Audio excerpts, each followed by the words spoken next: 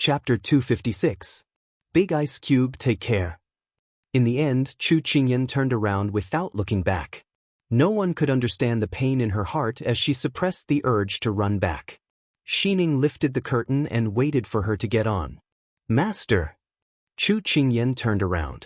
That day, that tree, that person. The cicadas were mournful. Facing the pavilion, the rain stopped. The tent at the gate was empty. Reluctant to leave, the orchid boat was activated. Holding hands and looking at tearful eyes, she was speechless. Thinking about it, 1,000 miles of smoke, the evening mist was heavy. Chu Tingqua. Affectionate since ancient times, hurt parting, even colder than the Qingqiu festival. Where will I wake up tonight? The willow bank, the wind and the waning moon. This departure should be a good time in name only. Even if there were 1,000 kinds of amorous feelings, who would talk to? It was not late autumn, but cold winter. There were no cicadas, no pavilion, no orchid boat. There was only the cold wind, the withered forest, and the carriage. She could feel Lu Yong's sorrow when he reluctantly left. Big Ice Cube, I will wait for you to return safely. When the sound of horse hooves gradually faded away, Xiao Su looked into the distance. His eyes were deep like an ancient pool. No one could see what he was thinking at this time. Turin held the long sword in his hand. Looking at his master's figure, he seemed to feel the loneliness and bleakness when his master stood in the palace and looked up at the sky after he escaped from the fire. In the end, he stepped forward. Master, we should go. Xiao Su turned around and stepped on the carriage. The warm decoration and sweet fragrance were all traces of the little fellow. His body was slightly stunned. In the end, he put down the curtain. All the reluctance and attachment were covered up. Turin looked at the carriage and sighed deeply. In the end, he ordered in a loud voice, "Let's go." Originally, Hualing was in charge of these things. But now that he protected the little princess and left, he took on the responsibility of guarding the entire team. In the dimmed room, Protector Xiao Su was ambushed this afternoon. None of the ambushers survived. A woman reported the situation at the front. Xiao Su has offended too many people along the way, so there will be many people who want to take his life. Our plan remains the same, and we'll move at night. The woman in white took a sip of tea and said unhurriedly, "Yes, I will order people to prepare it now," the subordinate replied. On the mountain top, the man in the black bamboo hat ordered, "Just now, the spy reported that most of Xiao Su's subordinates are missing. Although we don't know where they are, it won't do us any harm. So tonight is the best time for us to take action. Inform the others that we'll take action tonight." Sir. The subordinate in black cupped his hands and went to make the arrangements. Not long after Xiao Su's group left, a group of people appeared in the tea house. The cloaked man stepped on the broken flagpole and looked at the ground that had been cleaned up without any traces. He slowly said, "Someone couldn't hold back and made a move. It seems that there will be a good show to watch tonight. All of you, get ready to attack at any time." As you command. The carriage had already traveled for more than an hour. Chu Qingyan felt that the farther they were from the big ice cube, the more uneasy her heart felt. At this time, the carriage they were sitting in had been modified. Everyone was in disguise, no longer looking like young masters and young misses who were going out to play. Instead, they looked like they were going to seek refuge with their relatives. Hua Ling was the eldest brother, Mu Ling was the second brother, and she was the youngest brother. The servants by her side were all servants. Once they came out of the forest, Chu Qingyan felt that everyone's footsteps were getting faster and faster. Even when it was night time, they were still hurrying. Chu Qingyan had a bad feeling. Had things become this serious? So she had Jean Xian call Hua Ling over. The current Hua Ling was not laughing like before. He had a serious look on his face. "What is the matter, little princess?" Chu Qingyan asked, "Aren't we going to rest tonight? We've been on the road for an entire day, so everyone should be tired."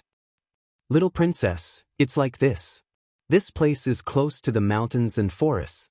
If we don't immediately enter a populated town, I'm afraid there will be wild beasts attacking at night," Hua Ling explained.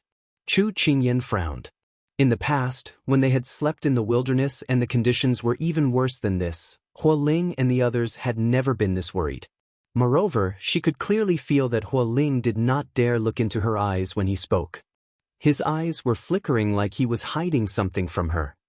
Hua Ling, tell me honestly. Are you hiding something from me? Chu Qingyan narrowed her eyes as she looked at him. When her voice fell, Hua Ling's back stiffened and a few drops of sweat appeared on his forehead. He pretended to give a relaxed smile. How could we hide something from you? Since the little princess wants to rest, then let's find a suitable place to stop. After saying this, Hua Ling used the excuse of looking for a place to escape. Although Hua Ling agreed to stop and rest, her doubts were not dispelled. In the evening, the sun was setting in the west. The red light dyed the clouds in the sky like it was dripping with blood. Higashio Motetsu played with a bamboo leaf in his hand as he felt a bit irritated. He didn't know why, but his mood was a bit unstable tonight. Perhaps the more time passed, the more uneasy he felt. At this time, Xuanqi Zimo walked over with a bit of joy and excitement on his face. Young master, those people will make their move tonight. Should we go as well? You don't need this young master's order. Tonight, you will join in on the fun. Higashio Motetsu glanced at him and said indifferently. Xuanqi Zimo gave an embarrassed smile. Young master, isn't this subordinate thinking for you? I want to help you find that thing as soon as possible so you don't have to worry about it. This young master sees that your hands are itching. You haven't given up on the idea of exchanging pointers with Xiao Lai Chi. Higashio Motetsu was a bit distressed by his subordinate's behavior. Although his intentions had been seen through, Xuanqi Zimo wasn't worried at all that his master would change his itinerary. That's right, master. This subordinate discovered this afternoon that Miss Chu is no longer with the King of England. It seems that she has been secretly sent away. Higashio Motetsu immediately perked up when he heard this. She has been sent away? Yes, and more than half of his guards are gone. He must have been sent to escort Miss Chu. Xuanqi Zimo was a bit curious when he said this. Master, this is such a critical time. If the King of England diverts so much of his energy to protect Miss Chu, isn't that the same as weakening his own strength? When the time comes, these people will take turns attacking. I'm afraid he will have a hard time dealing with them. In a few days he won't have the strength to resist. It seems that the little girl holds quite a place in Xiao Su's heart. Dong Tingyuang rubbed his chin, interest flashing through his eyes. Come, let's go see the little girl. As soon as he finished speaking, he disappeared in a flash. Xuanqi Zimo reacted and immediately followed behind him. Puzzled, he shouted, Young master, we still have things to do tonight. You can't be so willful. But the only reply he got was the sound of clothes rustling in the wind. Chapter 257. The last rays of the setting sun shone down on the mountain peak before it disappeared into the endless darkness. Chu Qingyan sat in the carriage and looked at the burning bonfire through the window. Slowly, she became a little absent-minded. She didn't know how Big Ice Cube was doing right now. Did he eat on time? They had only been separated for a few hours, but it felt like they had been separated for days. It seemed like what she heard before was right. There were two things in life that were the most torturous. One was waiting and the other was parting. She really didn't know if she could wait until that day. The curtain of the carriage was lifted and Xining brought in a bowl of steaming meat soup. Master, you didn't eat much tonight. Drink this bowl of soup to warm your body. Otherwise, I'm afraid it will be difficult to endure such a cold night. Hearing Xining's words, she sighed slightly. Because she remembered that as long as she spent the night outside, she didn't need to worry about the cold at night. Because there would always be someone to help her solve it. That person would hold her in his arms in the middle of the night and give her the warmest body temperature. But at this time, that person was no longer by her side. Chu Qingyan took the bowl of soup and drank it all in one gulp. In order to conserve her energy, she had to take care of herself. But because she drank it too quickly, she accidentally choked. Xining quickly went forward and patted her back. She couldn't help but complain, Master, you're already an adult. You can even choke on soup. In the future, don't be distracted when drinking soup. Chu Qingyan's face turned slightly red. She didn't expect that she would be lectured by a little girl at this age. She felt ashamed. But it had to be said that along the way, Xining had also matured a lot. Although her personality was still as cheerful as before and she would occasionally go off the rails, she was more reliable in doing things. After a while, Xining took the bowl down and entered the carriage, preparing to make the bed and other matters. Master, it's so strange. Tonight, Lord Hualing seems to be planning to keep watch all night. Now he's sitting by the bonfire motionlessly. This servant is worried that he will be frozen there when he wakes up tomorrow. As if to enlighten her master, Xining deliberately said this in a teasing tone. Chu Qingyan revealed a smile when she heard this. Be careful not to let him hear you, otherwise I won't be able to save you when the time comes. Xining spat at her. Then she carefully tidied up the carriage and lit the hand stove. After laughing, Chu Qingyan couldn't help looking at the bonfire. Her heart skipped a beat. She lifted her clothes and jumped off the carriage. Hualing, who had his eyes closed, heard the sound of footsteps. He placed his hand on his blade and coldly shouted, "Who's there?" "It's me." Chu Qingyan walked behind him and sat down beside the fire. Chu Qingyan's eyes moved from the knife handle to him. She smiled. "It might be because it's my first time leaving His Highness and I'm not used to it." "Slowly you'll get used to it." Hualing added some firewood to the bonfire as he said this with an indifferent expression. "Hualing, tell me honestly, is His Highness' journey very dangerous?" Feeling Hualing's absent-mindedness, Chu Qingyan directly asked this. Hualing's hand trembled and he lowered his brow. "Little princess, don't think too much. Master is blessed by the heavens and will definitely turn misfortune into good fortune. But if you don't even believe it yourself, how will you convince me?" Chu Qingyan saw through the hesitation in his heart. "Little princess, what do you mean?" Hualing immediately looked up and his voice was a bit stiff. "Hualing, don't lie to me anymore." Chu Qingyan closed her eyes and her expression was a bit pained. Hualing was a bit surprised. "Little princess, what are you saying? Why can't this subordinate understand a single word?" "You don't understand? Then I'll analyze it for you one by one." Chu Qingyan stood up and looked at him with bright eyes. "You wanted to travel through the night, but because you were afraid I would be suspicious, you chose to spend the night in the forest. However, you ordered everyone to spend the night in the horse carriages and not set up a tent. You knew that the tent would be warmer than the horse carriages. You also had all the guards increase their vigilance and plan to guard the carriage through the night, preparing to fight at any time. Why did you do this?" Hualing pursed his lips, but he couldn't say a single word. "I'll answer for you." Chu Qingyan took a deep breath and slowly let out the pent-up air in her chest. "The reason you did this is because once an assassin comes, you can escape at any time and fight at any time." Hualing lowered his head and said in a very low voice, "You're right. There are too many unstable factors around us, so this subordinate must protect you." "No, it's because His Highness is afraid that after he meets with trouble, the next person will turn to me and take revenge on me. Therefore, His Highness ordered you to quickly send me away from this dangerous place. It is very dangerous to be by his side and he's afraid of implicating me." Actually, he already guessed that he wouldn't be able to go to the Fuli mountain range alive. "Hualing, you know that time is tight. If we stay any longer, His Highness' situation will become even more dangerous." Chu Qingyan said this and could not say anything else. Big Ice Cube had lied to her. "Little princess, don't say any more." Hualing turned around and slammed his fist into the old tree behind him. There was a hole left in the tree trunk and the back of his hand was dyed red with blood. "Hualing," Chu Qingyan bit her lips. At this time, Hualing was holding his head and squatting down, looking very pained. "Little princess, I know you're very sad and this subordinate's heart is also very pained.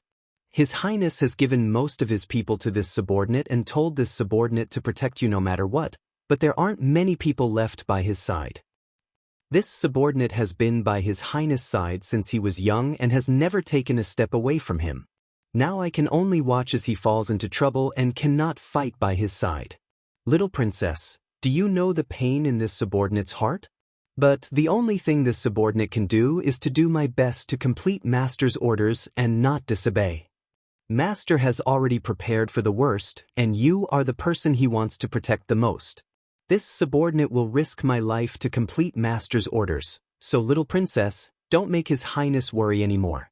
Pretend you don't know anything and safely go to the Fuli mountain range. Hualing's sorrowful voice was like a curse that echoed in her ears again and again. Prepare for the worst? Most of his people were by her side? Pretend she didn't know anything? But she couldn't do it. She couldn't leave him alone knowing that he was in trouble and leave by herself. Hualing, let's go back. We can't leave His Highness to face those enemies alone. Chu Qingyan walked in front of him and said in a resolute voice. Little princess. Hualing looked up with a surprised expression. I know you want to go back, so we'll follow your heart's decision. Chu Qingyan clenched her fist and said in a firm voice. But as soon as her voice fell, she felt a pain in her neck and she fell into darkness. Chapter 258. Chu Qingyan fell down and the person behind her reached out to catch her. Mu Ling, what are you doing? Hualing looked at Mu Ling, who suddenly appeared in shock. Hualing, do you still remember what you promised Master last night?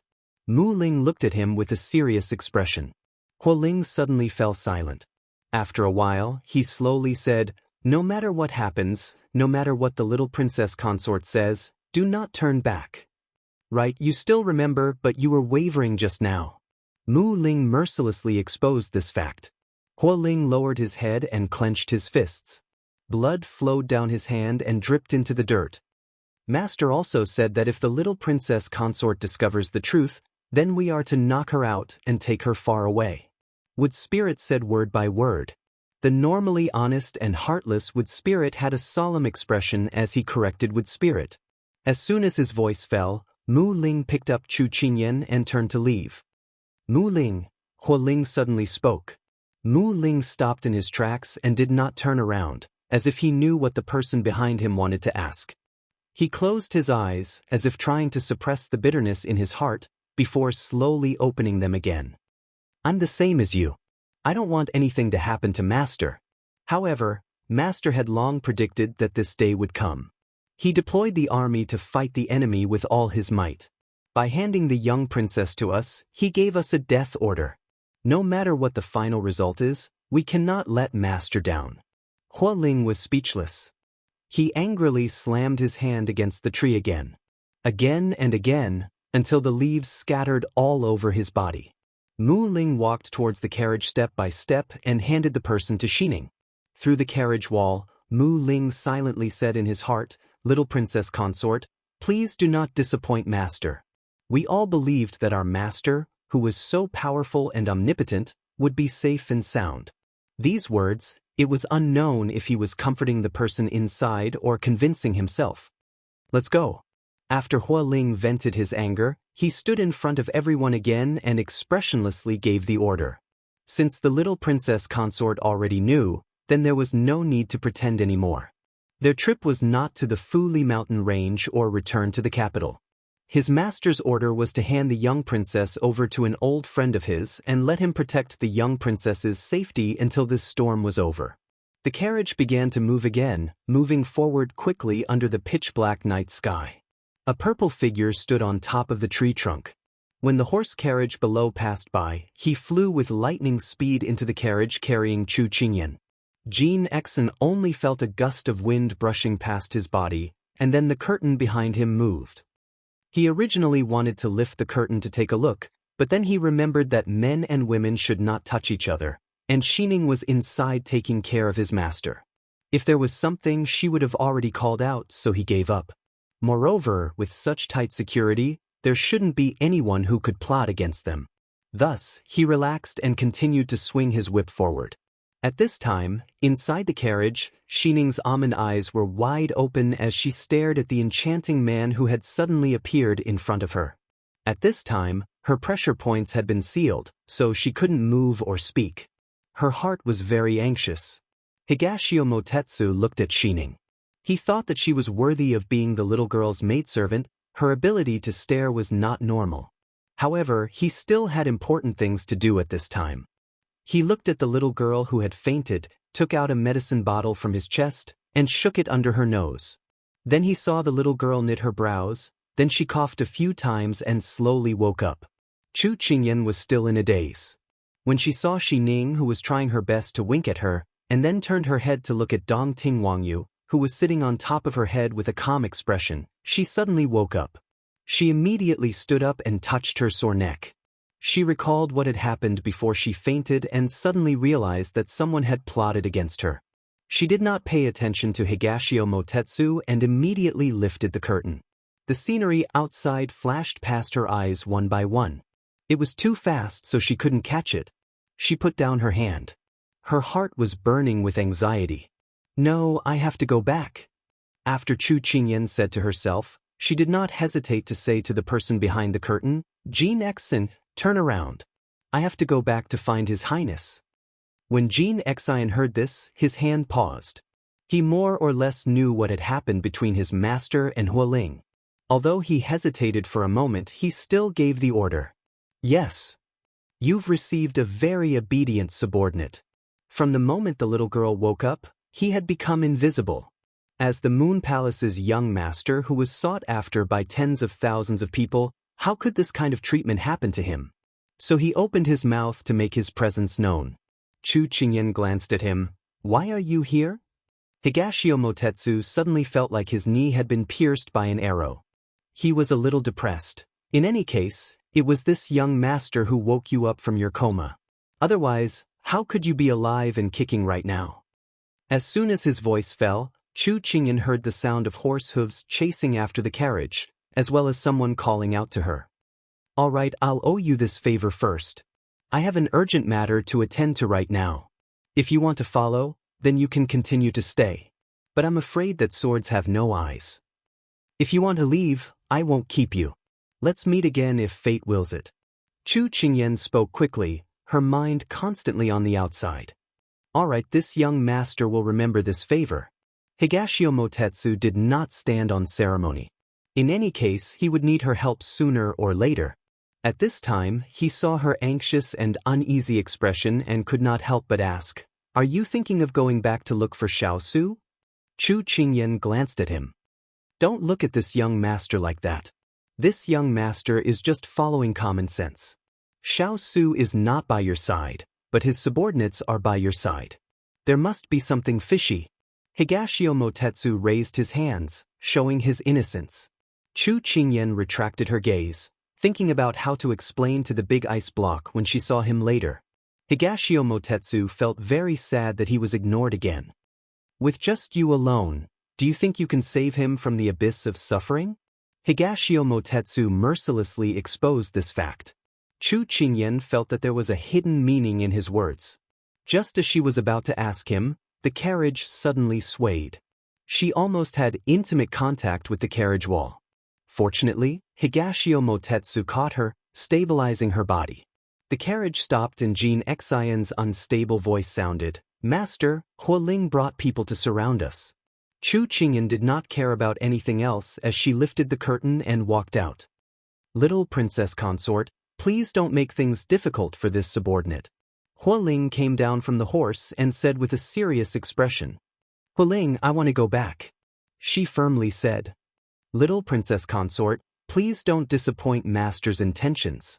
At this time, the wood spirit also rushed over.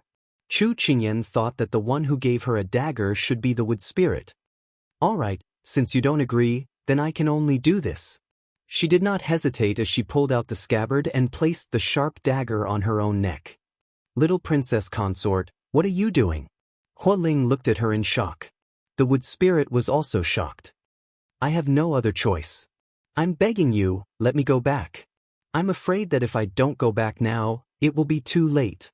There was a voice in her heart that kept calling her back, telling her to quickly turn her head. If she didn't turn back now, she would only have regrets in this life. Although she knew that the big ice block would not take risks, she was still worried. She wanted to go back and take a look. It's already too late.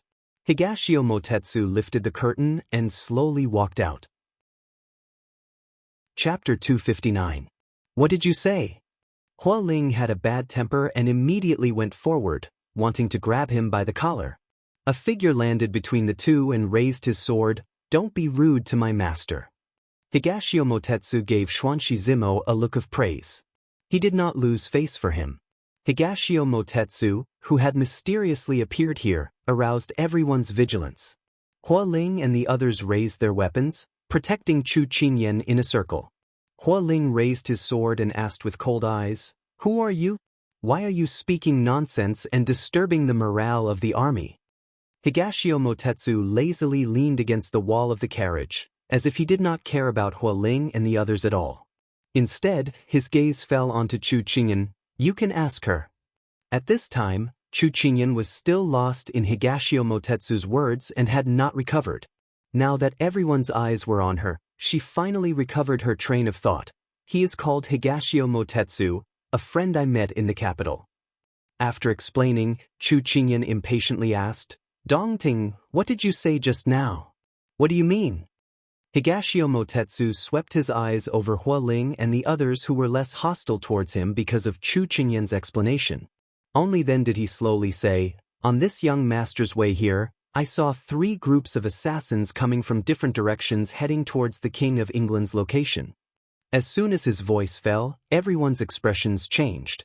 "Dongting, you can't joke about this." Chu Qingyan looked at him in disbelief. Higashio Motetsu shrugged. "This young master might like to joke normally, but that doesn't mean I don't know what's important." Little princess consort. Hua Ling tightly gripped his weapon with a panicked expression. Even Mu Ling's expression changed slightly. "Then what are you waiting for? Quickly get on the horse." Chu Qingyan's heart was burning with anxiety.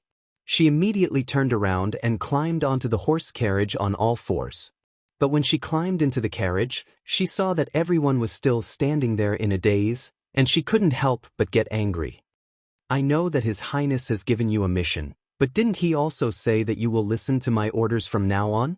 The fire spirit and wood spirit raised their heads to look at her.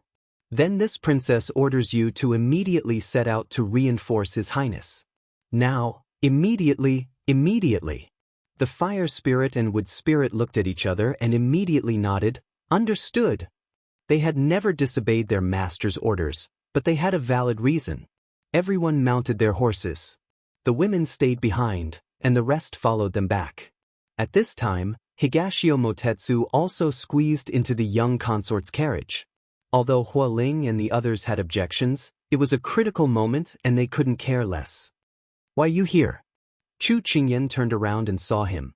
She was surprised. "What? You want to burn the bridge after crossing the river?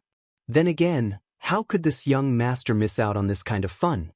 Higashio Motetsu was leisurely lying in the carriage, casually playing with a bag. Chu Qingyan didn't care about him. It didn't matter if there was one more person or one less person. At this time, she heard the sound of clothes fluttering. She raised her hand to open the curtain, and when she saw the scene outside, she was completely stunned.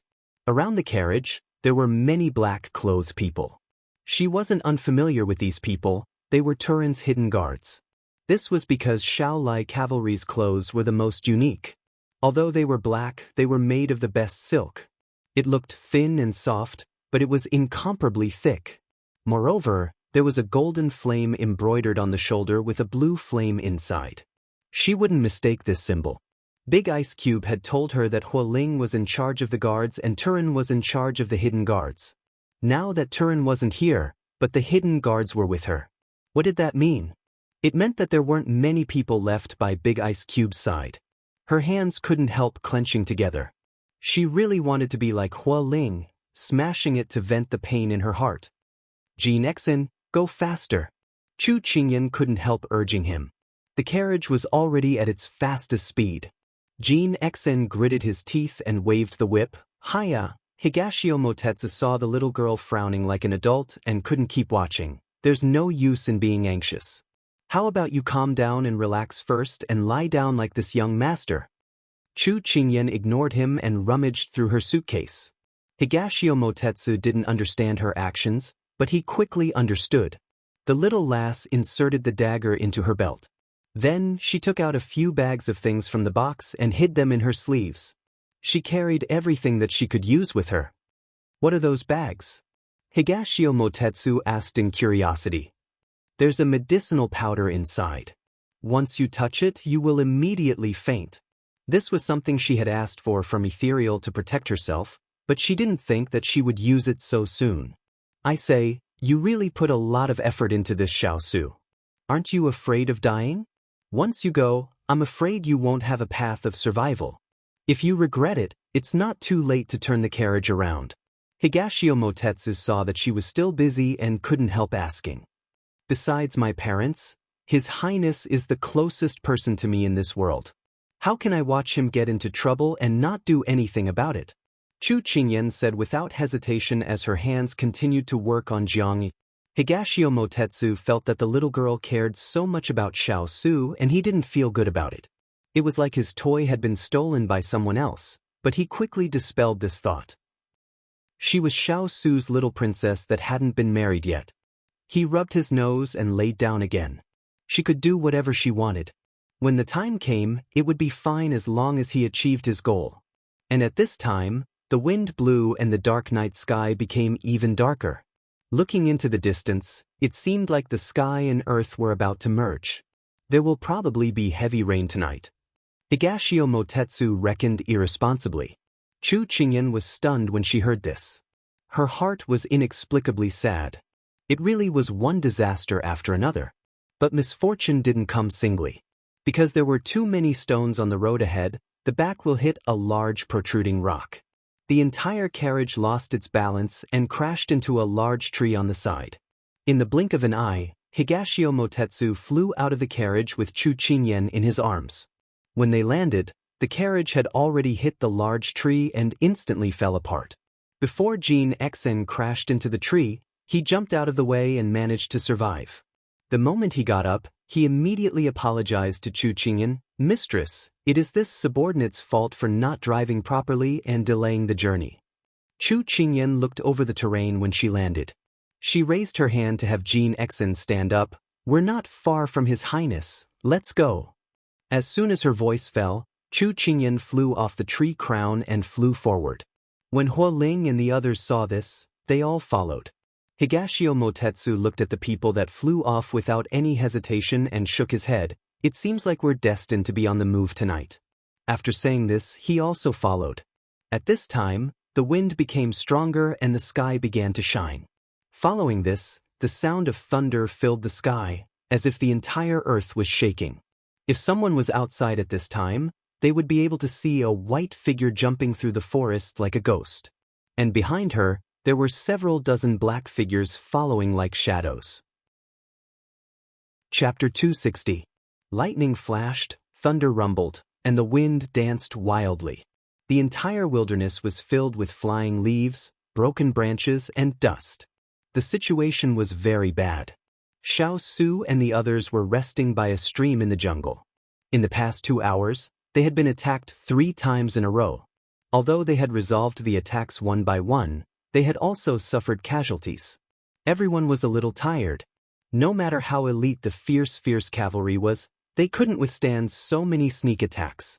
The Earth Spirit's hand gripped the hilt of his blade, and his body was already covered with wounds of various sizes.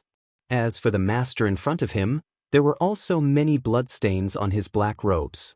Master, it's obvious that these people are planning to exhaust our strength through attrition warfare. Then, they will besiege us in one fell swoop, Turin analyzed as he wiped his face. That's right. Although these people come from different places, they have obviously reached a consensus. Xiao Su looked at the gloomy night sky. Dark clouds covered the mountains, giving a very oppressive feeling. How despicable! Turin spat fiercely. He did not expect so many people to attack tonight.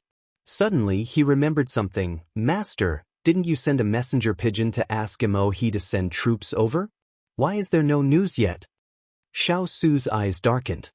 He sighed faintly. There's no need to wait. The letter that was sent out will not reach Mo-he. What? Turin turned pale with fright. These people have been watching us since a few days ago. If Mo-he does not come today, then the letter must have been blocked. Xiao Su turned around and looked at the gurgling water. He felt the water level slowly rising. It seemed that there would be a heavy rain tonight, and they would also have a fierce battle. Turin pursed his lips tightly. However, he had experienced all kinds of storms on the battlefield before. He quickly adjusted his emotions and suggested, Master, These people will come again. We have to rest first and conserve our strength. About the deployment of the people, you do it. Xiao Su handed over the matter to him.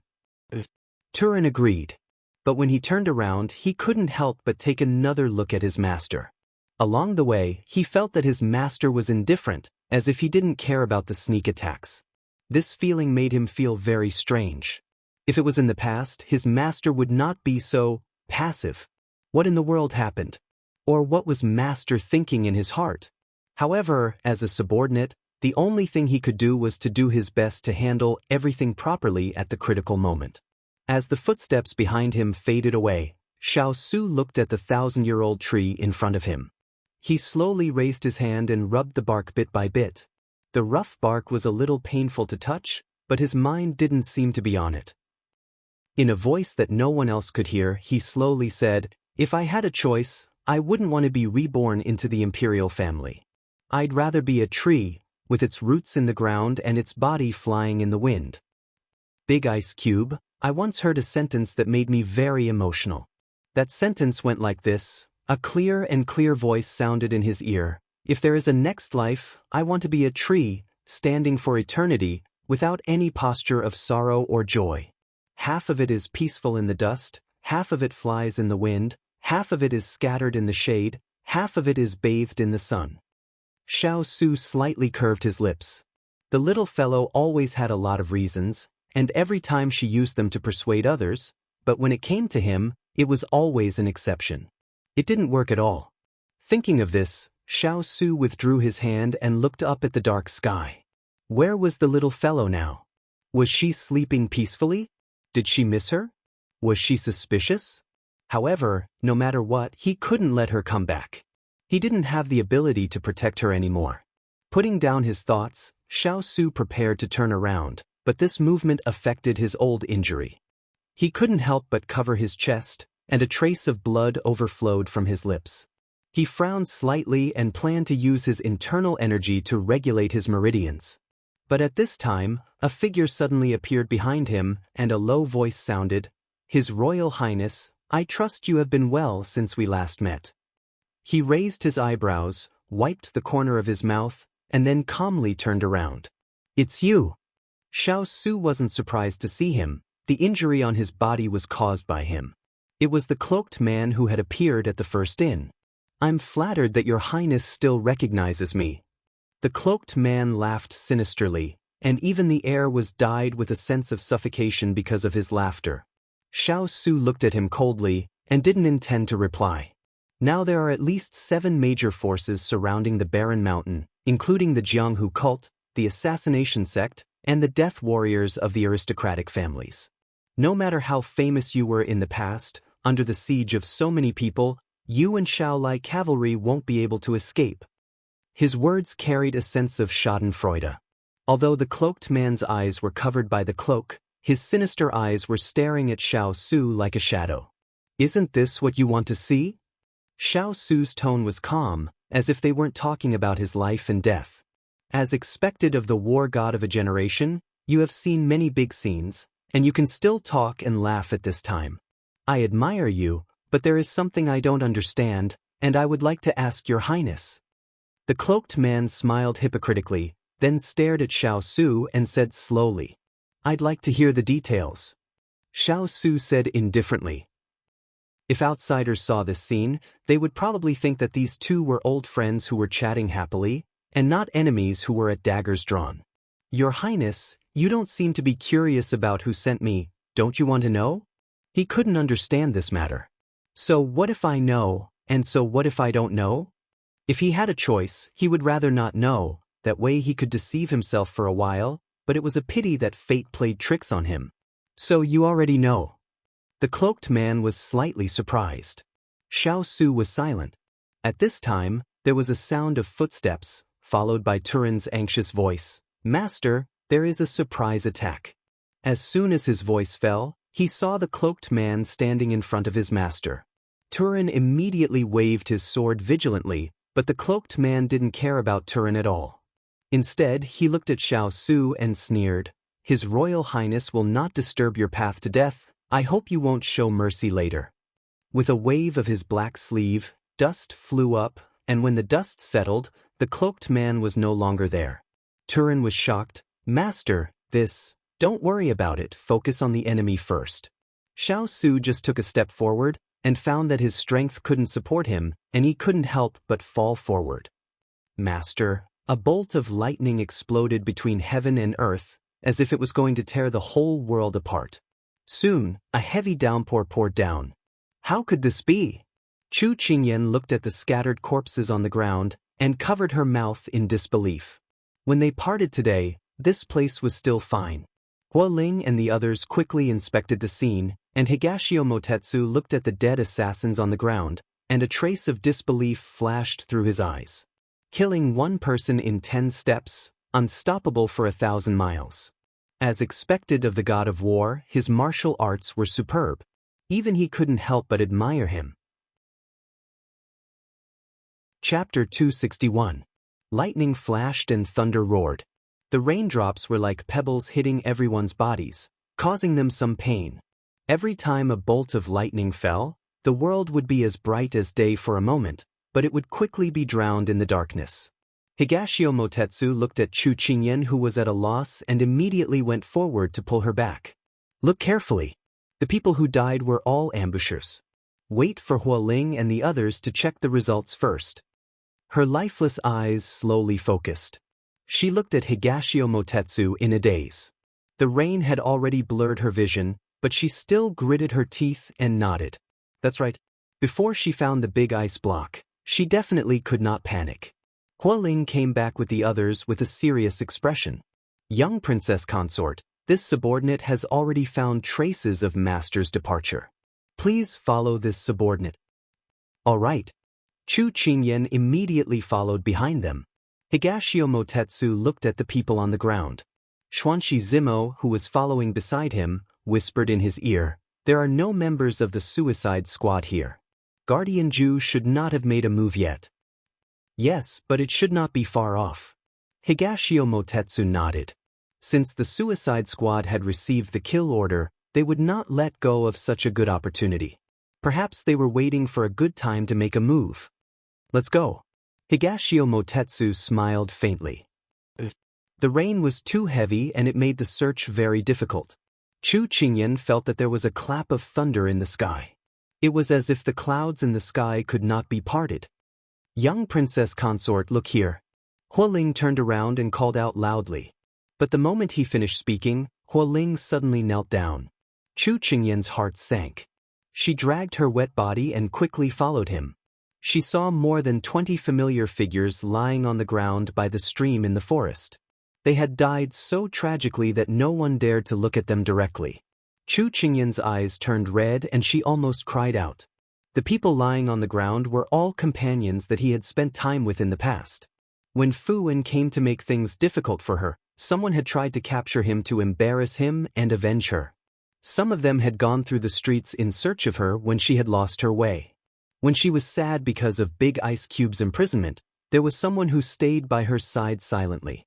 On the way out of the capital, they had risked their lives to protect him. They protected him during the day and guarded him at night. They had suffered hardships, but they had never complained.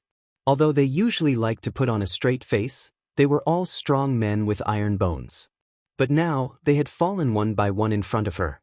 Going out without going in, going forward without turning back, the plane is suddenly very far away. Carrying a long sword and holding a qin bao, my head and body are separated from my heart. Cheng was both brave and skilled in martial arts. In the end, he was unyielding and unyielding. The body is dead, the spirit is in the spirit, the sun's soul is a mighty ghost. Chu Qingyan couldn't help but turn her head away. She didn't dare to continue watching. She was afraid that she wouldn't be able to hold back her tears.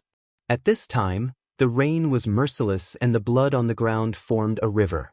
Other than the darkness of the night and the light of the torches, the only thing left was the red of the ground. Hua Ling and Mu Ling were kneeling and standing, their figures filled with sorrow. These were all brothers that had gone through life and death with them, taking care of each other and never separating, but now that their heads were separated, the sorrow and hatred in their hearts was about to burst out of their chests. This was the first time the fierce cavalry had suffered such a heavy loss since it was established. We can't let them die for nothing, we have to find Master. Hualing suddenly stood up and wiped the rain off his face. His red eyes were filled with pain, but they were also filled with determination. That's right. Mu Ling wiped her eyes and said in agreement. All right, let's first bring our companions to a safe place. We'll come back later to settle them down. Chu Qingyan was choked with sobs. After taking a deep breath, she gave the order. Yes. After a while, everyone continued forward. The rain was getting heavier, and she was wearing a winter jacket. Now that it was soaked in water, the entire jacket became bloated and heavy.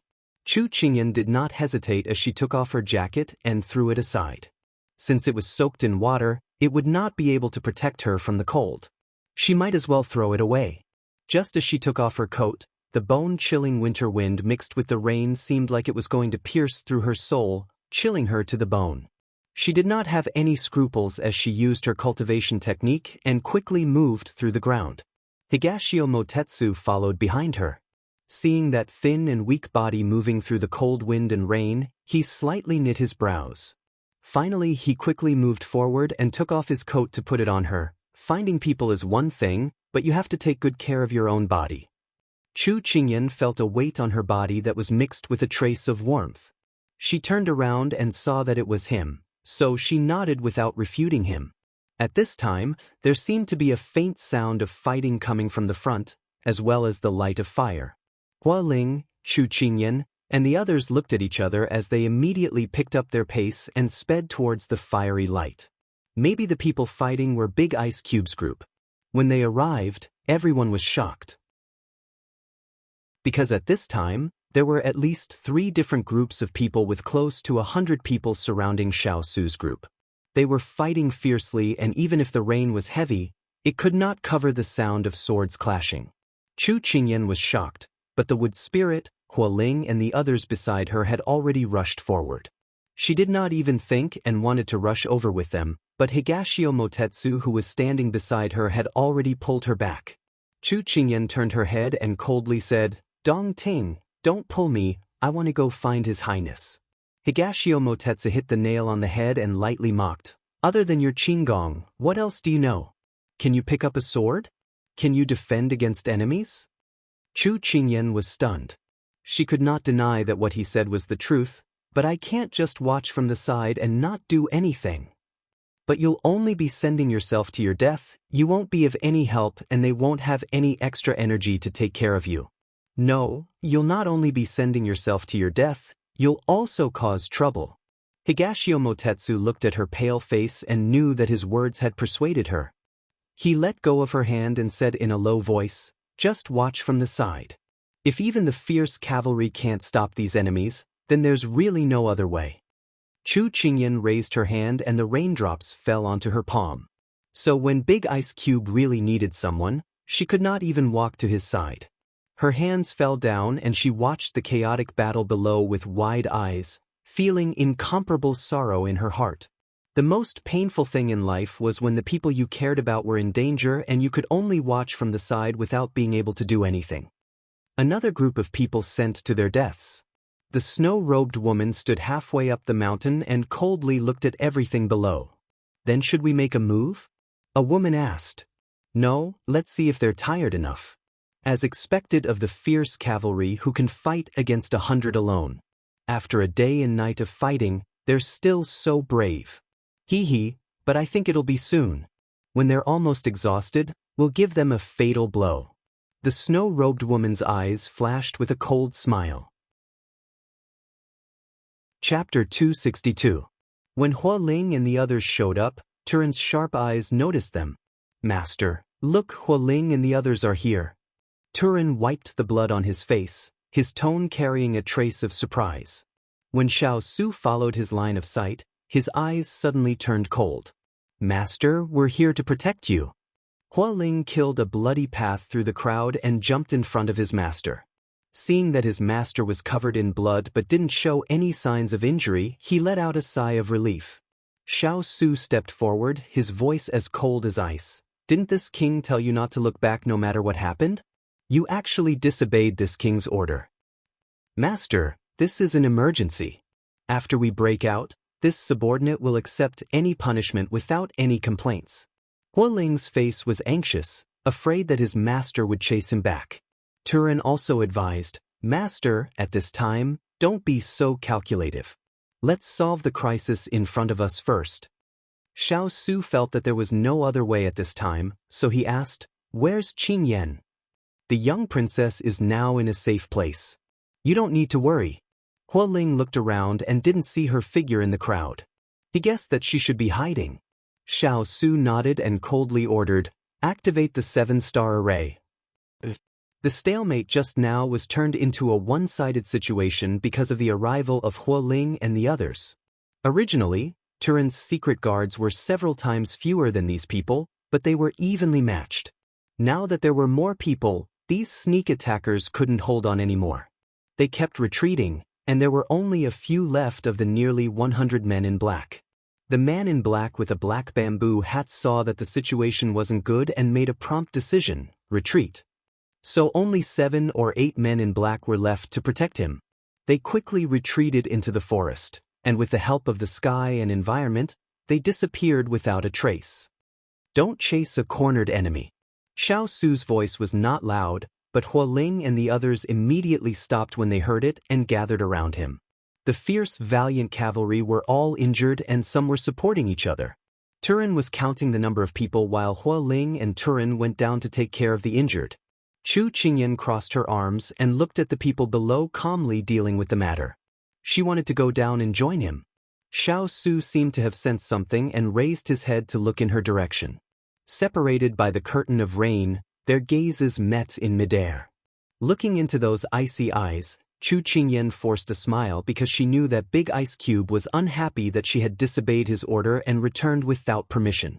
When he met her bright and guilt-ridden big eyes, the reproach in his heart seemed to be washed away by the rain, leaving only pity for her. Higashio Motetsu saw the two of them looking at each other from afar and felt a little jealous. But just as this thought appeared, he suppressed it. He guessed that he had fainted from the rain, otherwise, how could he have such an unreliable thought? Chu Qingyan did not care about anything else and wanted to run down, but at this time, an arrow flew through the rain towards the people not far away. Chu Qingyan had just taken a step when she was pulled back by Higashio Motetsu. She wanted to struggle, but she felt the person beside her whisper in her ear, More people are coming, don't act rashly. Otherwise, if you expose yourself, I won't be able to protect you. Hearing this, she could only take back her foot and turn to look in the direction of the arrow. She saw that in the dense forest, dozens of bows and arrows suddenly appeared, forming a semicircle. At this time, they were all aimed in the direction of Xiao Su and the others. The world was dark, and only the torches were not extinguished in the rain. The light fell on the bows and arrows, and with a casual glance, the sharp tips of the arrows flashed with a gloomy green light, as if they were smeared with poison. Chu Qingyan could not help but take 2 steps back. These people really wanted to kill Big Ice Cube. Higashio Motetsu shook his head. These assassins come in groups one after another. How many people has this Xiao Su offended? Why are there so many people who want to take his life? After saying this, Higashio Motetsu could not help but look around. He did not know where the Moon Palace Sect's assassin group was and whether they were ready to make a move. Hua Ling raised his sword and blocked the arrow. All of this happened in the blink of an eye. Xiao Su only faintly swept his eyes over those people before turning back to the little fellow under the tree. He gently opened his lips and silently said a few words to her through the curtain of thunder and rain. When she clearly saw what he said, Chu Qingyan shook her head with red eyes. No, I don't want to go first. I won't leave you alone. Tears mixed with the rain and fell down. Her throat felt like it was stuck in a thorn, and she could not say anything else. Xiao Su closed his eyes and did not look at her again. Instead, he faced the opponents not far away. Xiao Su, today is the day you die. I will take revenge for my Li family. A voice came from behind the archer group, accompanied by the sound of thunder. In everyone's ears, it was a bit mournful. Li family? Chu Qingyan remembered. This was the Li Yu who had embezzled the disaster relief funds and privately raised an army. As a general, he was found to have colluded with a neighboring country to sell weapons. His crime was unforgivable, and everyone in his family was imprisoned. Who would have thought that he had accomplices? Suddenly, with a shout of "Release the arrows," those arrows flew towards them like a hot knife through butter. Xiao Su narrowed his eyes and flew up. His sleeves puffed out and his sword danced in the air. His posture was graceful and his aura was like a rainbow. It was as if he was not facing an enemy, but rather dancing in the rain. Very quickly, he blocked the first wave of attacks. The arrows fell to the ground and stabbed into the mud. The moment Xiao Su's feet touched the ground, he felt his breathing become chaotic. Blood flowed out of his mouth, but it was quickly washed away by the rain. Turin looked at his master with worry. He wanted to go up and support him, but he was stopped by his master's eyes. Seriously face the enemy. His master was doing this to boost the morale of the army. If he went up, he would ruin his master's efforts. The person hiding behind the archer group was flustered and exasperated. Continue, I want him to die. The second wave of arrows came with a sharp aura. Turin raised his sword to defend. Xiao Lai Qi and the others also took out their weapons to break the arrow group. Hua Ling brought a few people and quietly sneaked behind the archer group. When the third wave of arrows began, they caught the archer group off guard and broke the archer group. In order to defend against Hua Ling's group, those people did not care about shooting arrows. This gave Turin and the others time to attack from the front and back. The archer group was quickly scattered and destroyed. Even the person behind the archer group was killed by a few blades. Take advantage of the fact that they have no energy to fight the enemy. Go. The snow-robed woman sneered. On the side, the cloaked man looked at the people below. After calculating the time, he said, "It's about time, it's our turn to fight." Chapter 263. Chu Qingyan watched as the archer formation was completely destroyed, and the string in her heart that had been stretched taut could finally relax. The crisis had been averted, and the ice cube and the rest were safe. However, how could the world go according to one's wishes?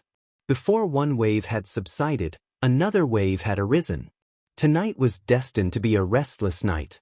Before she could take a step forward, she heard Higashio Motetsu speak again. "It's coming. It's coming? What's coming?" Chu Qingyan followed Higashio Motetsu's line of sight and looked up, only to see a white chain descending from the sky. It was as thin as paper, but it was not affected by the heavy rain at all. It entered and exited as if there was no one around, rapidly extending towards the direction of the ice cube. She opened her eyes wide, and through the boundless rain, she saw a woman wearing a white veil standing on top of the white chain. Her posture was light, and she held a long sword in her hand. She smiled eerily. "His Royal Highness, I heard that your martial arts are outstanding. Then this seat will come and meet you. Let's see if your sword is faster, or this seat's sword." Xiao Su's expression was dignified, but his eyes were calm as he looked at her. "You're from the Moon Palace? His Royal Highness has good eyesight, but it's a pity that he's going to die young tonight." The snow-robed woman flipped her hand, and the sharp tip of her sword was already aimed at Xiao Su's throat. Xiao Su raised his sword and lightly blocked, but the tip of the sword was deflected to the right. He saw the momentum and swung his sword, and the white chain was already split in half. The snow-robed woman flipped over from the white chain, and her eyebrows raised. "His Royal Highness, rumor has it that you're cold-blooded and heartless. Seeing you today, you're indeed not a person who's protective of the fairer sex." Xiao Su did not reply, and what replied to her was the long sword in his hand. The snow-robed woman gave a low laugh and flipped over, avoiding his attack. Following that, the two people's moves became faster and faster, and the bystanders could no longer see clearly. Chu Qingyan snorted coldly.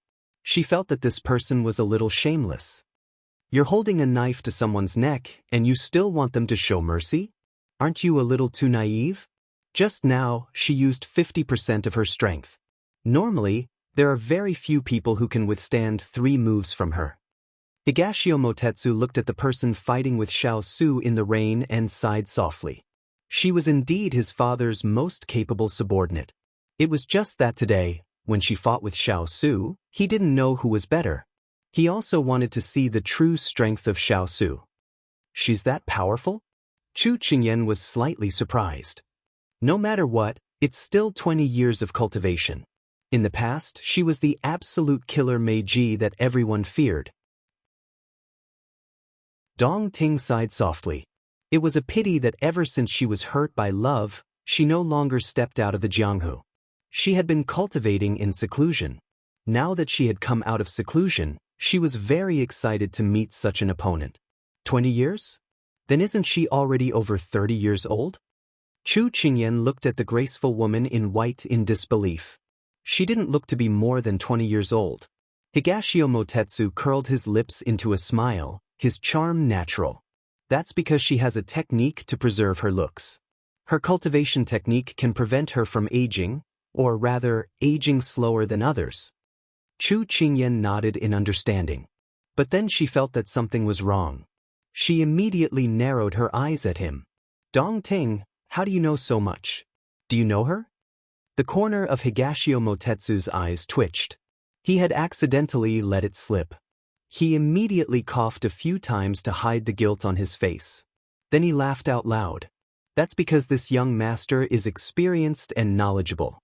My favorite thing to do is to study all kinds of things in the Jianghu.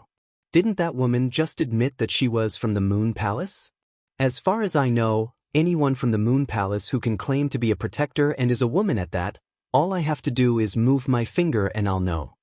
At this moment, Chu Qingyan wasn't in the mood to bicker with him. Hearing him say this, she put down her doubts and turned her attention back to the chaotic battle below. After the woman in white appeared, a large group of women in white followed behind her and rushed into the battle. White and black fought, their clothes fluttering in the wind as they spun around.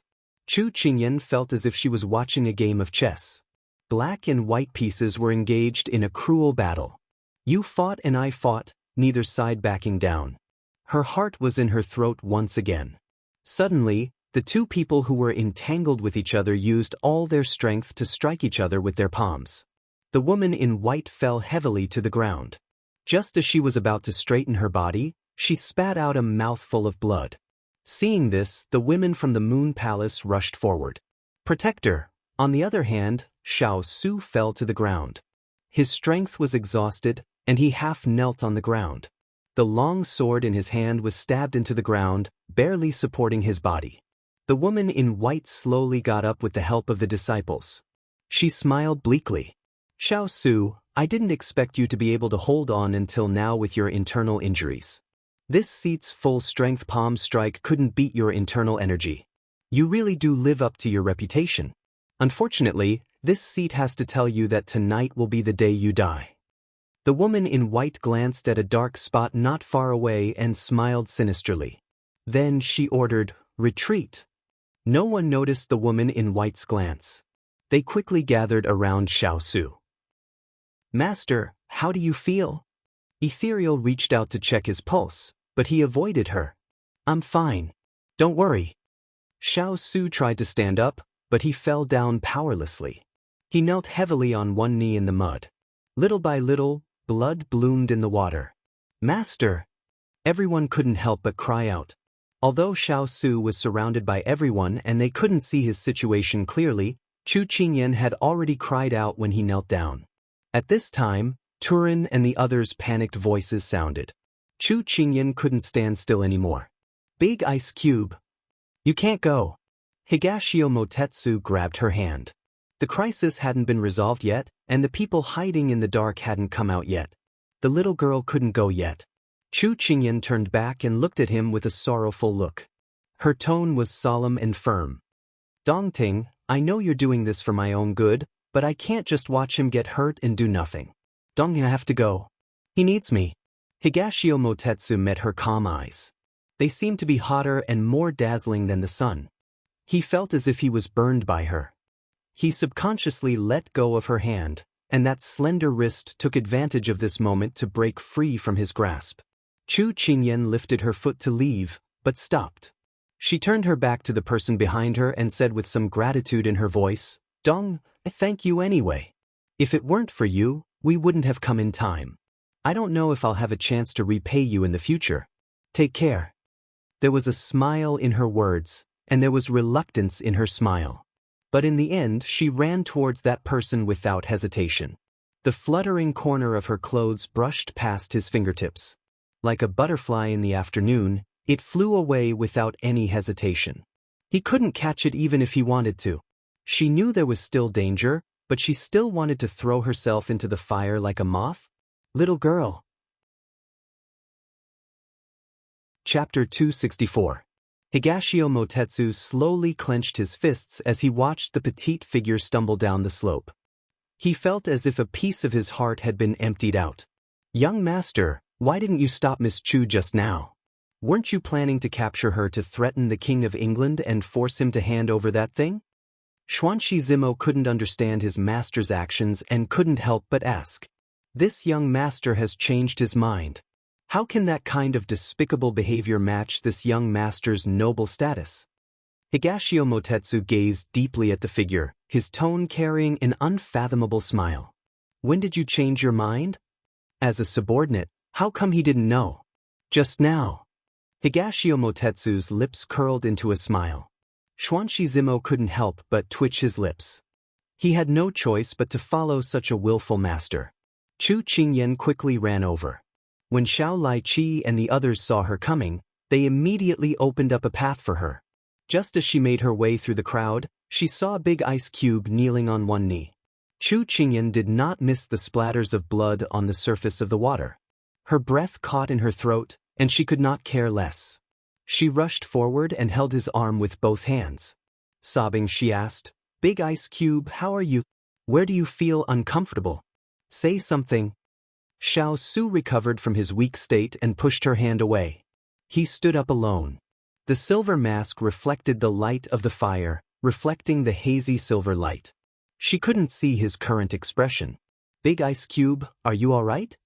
Chu Qingyan knew that he didn't want to show his weak side to his subordinates, so no matter what, he didn't need anyone to support him. "This prince is fine. Don't worry." Xiao Su wanted to touch her head, but his hand was covered in blood. He couldn't see if it was a wound or something else. In the end, he put down his hand and comforted her. He was clearly bleeding, but Big Ice Cube still said that he was fine. She didn't believe him. But at this time, Big Ice Cube had his reasons for saying that. She didn't ask this question again. As long as they reached a safe place, wouldn't it be easy for her to examine him? Sheathing his sword, Xiao Su looked around at his subordinates who were still standing in front of him. Most of them were more or less injured. There were dozens of people before, but now there were only a few left. Xiao Su's eyes flashed with pain. "Leave this place. Find a safe place to rest," he ordered coldly. Yes. Their comrades were lying on the ground, but they couldn't care less. They couldn't care less. Theirs too. They couldn't bear to look at their companions. Companions. And the others. And the others couldn't bear people. They of his. Of the of his. Of T. Why did you come back? When everyone was checking to see if there were any survivors, Xiao Su lowered his head and asked seriously. She knew that she couldn't avoid this question. Sooner or later, Big Ice Cube would mention it. She couldn't help but lower her head. But her hands were on his arm.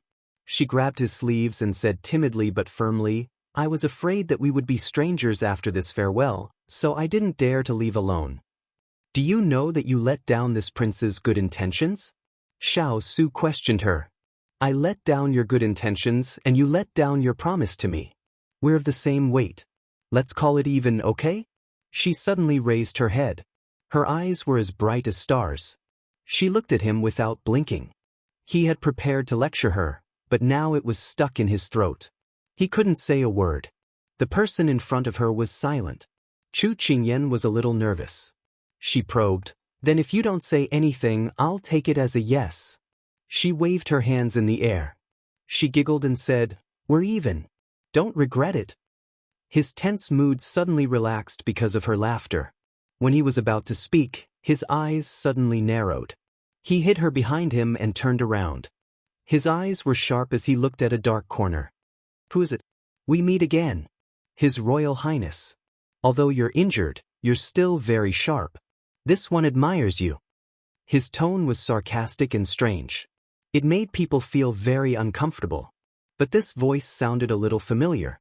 When that person walked out, Chu Qingyan's eyes widened in surprise. Isn't that the cloaked man who appeared in the inn? I didn't think that little princess consort would remember this one. It's my honor. The cloaked man chuckled. But this voice was a little grating in Chu Qingyan's ears. She felt a little uneasy. Last time she heard Ethereal say that it was because of this person that Big Ice Cube had suffered internal injuries. It could be seen that this person's skills were not below Big Ice Cube's. Now that Big Ice Cube was seriously injured, how could he be this person's match? At this time, the cloaked man waved his hand and several dozen black-clothed people appeared behind him. Chu Qingyan clenched her fists. They were outnumbered. What should they do? With such beautiful scenery, this one will send your highness off. The cloaked man gave a low laugh. As his voice passed through the curtain of rain, the people behind him quickly moved towards them. Protect her well. Xiao Su reached out and pushed her to Jean Xian's side. Jean Xian immediately pulled her and quickly retreated to the side. Just now, he had been following his master closely, but his master was suddenly taken away by Higashio Motetsu. He couldn't find his master and could only follow Huo Ling into the battle. Now that he saw his master, he immediately moved closer to her. That was why Xiao Su saw him and handed his master to him. Big Ice Cube, you have to be careful. Knowing that she couldn't help, Chu Qingyan could only retreat to the side with Jean Xian and leave the battlefield to them. She looked at them anxiously. After a day and night of fighting, how could they still have the energy to fight against so many people? Jean Xian looked at her nervously, staring at the tense situation. He was thinking about how to take her away from here. Just now, when the King of England looked at him, there was an order and a request. Although the other side had more people, the fierce cavalry did not have an undeserved reputation. 1 against 10, it was not a problem at this time. Chu Qingyan's heart slightly relaxed, but suddenly, she saw a flash of light in the corner of her eyes. She turned her head and saw that the cloaked man had taken out a bow from somewhere. At this time, he was pulling the string and aiming at the big ice cube in front of her. Her eyes widened.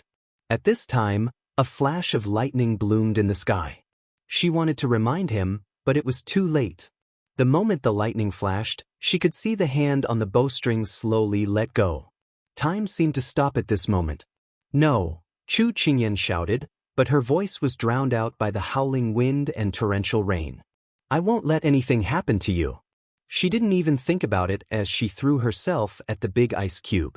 Qingyan, as if sensing something, Xiao Su turned around to look at her, only to see her charging towards him without a care for her own safety.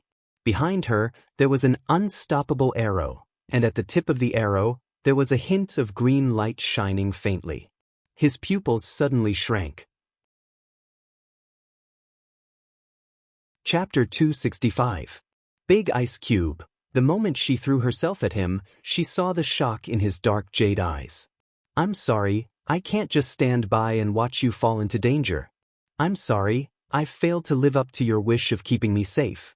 I'm sorry, I'm just a lonely soul from another world. Even if I leave like this, it won't affect this world. Chu Qingyan didn't hesitate and threw herself at him without a trace of regret. Xiao Su saw the rejection in her eyes and his heart trembled slightly. But when his gaze fell on the arrow, his pupils shrank. Then, when that delicate body was in front of him, he used the last of his strength to open his arms and hug her.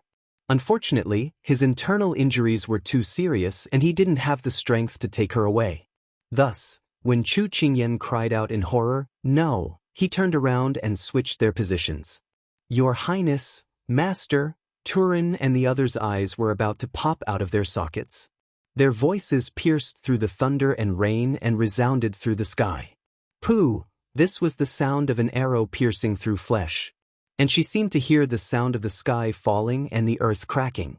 Her body was warm, and her body was still in his embrace, but she felt the coldest biting of winter.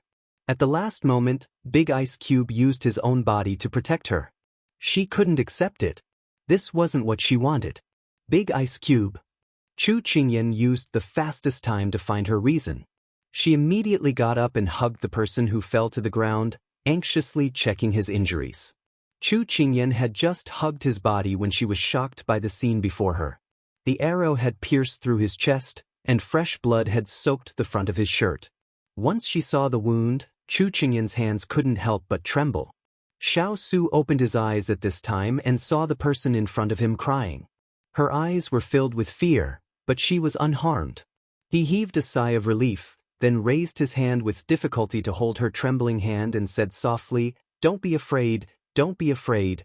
Tears fell drop by drop onto his mask. If he wasn't wearing the mask, he might be able to feel the warmth of the tears. He smiled slightly. "Big Ice Cube, hold on for a while. We'll save you. Just hold on for a while longer." Chu Qingyan hugged him and looked around. However, the battle was intense. Even if Ethereal and the others wanted to come over, there were people stopping them. What to do? What to do? What should he do? She looked down at the wound, feeling helpless.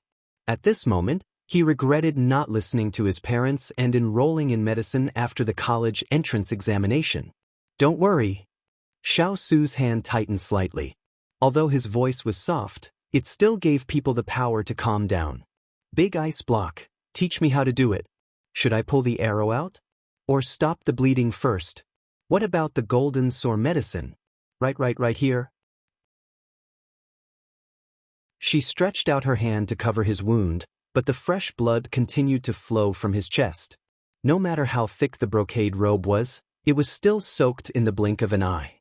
She covered his chest with one hand and hurriedly took out the medicine she had on her with the other hand.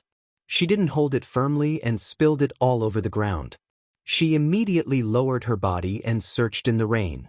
Isn't this? Where's the medicine? I clearly put it in there. Where is it?"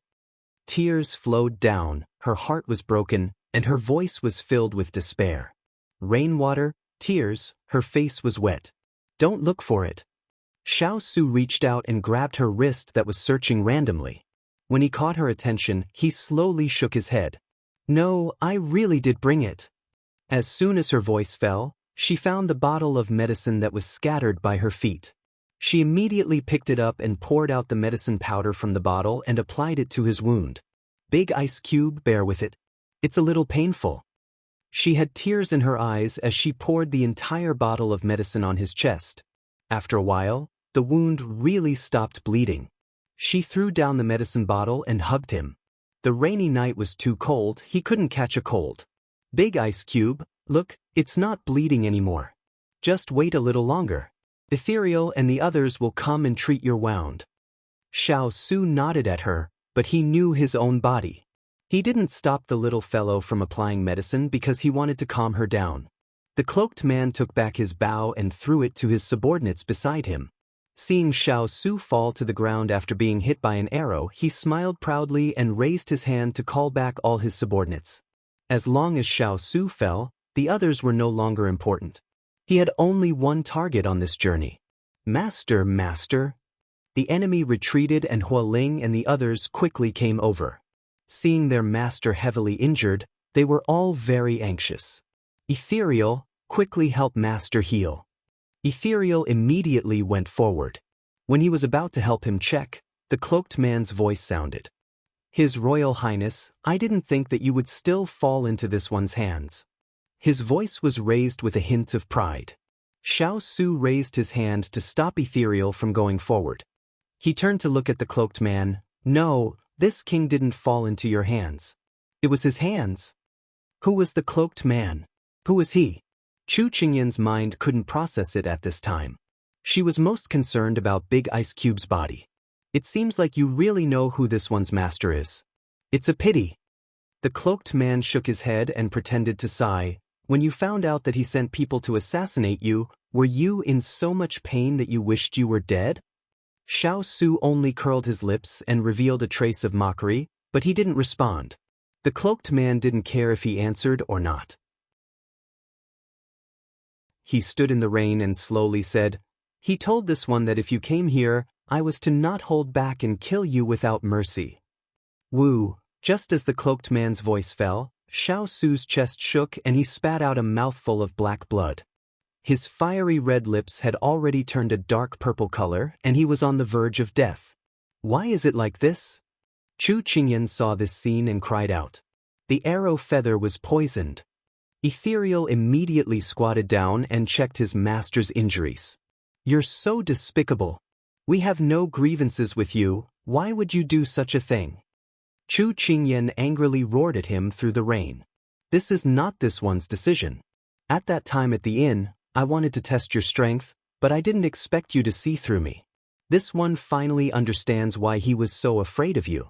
His Royal Highness, you are a fierce and ruthless person, but you are also a fierce and ruthless person. The cloaked man sinisterly said. But he also knew how to destroy a person's heart. Xiao Su closed his eyes. It's snake's kiss poison. Ethereal picked up the silver needle and looked at the pitch-black body of the needle that was dyed black by the poisonous blood. It shone like ink in the curtain of rain, and his eyes became dim and sorrowful because of it. When the cloaked man heard this, he looked deeply at Ethereal. That's right, it's snake's kiss poison, one of the 10 most deadly poisons in the world. 5 steps to kill, 7 steps to kill. Looking at Xiao Su, the cloaked man smiled coldly. Since he had succeeded, there was no reason for him to stay any longer. Go! He waved his hand and ordered the men in black to retreat like the tide.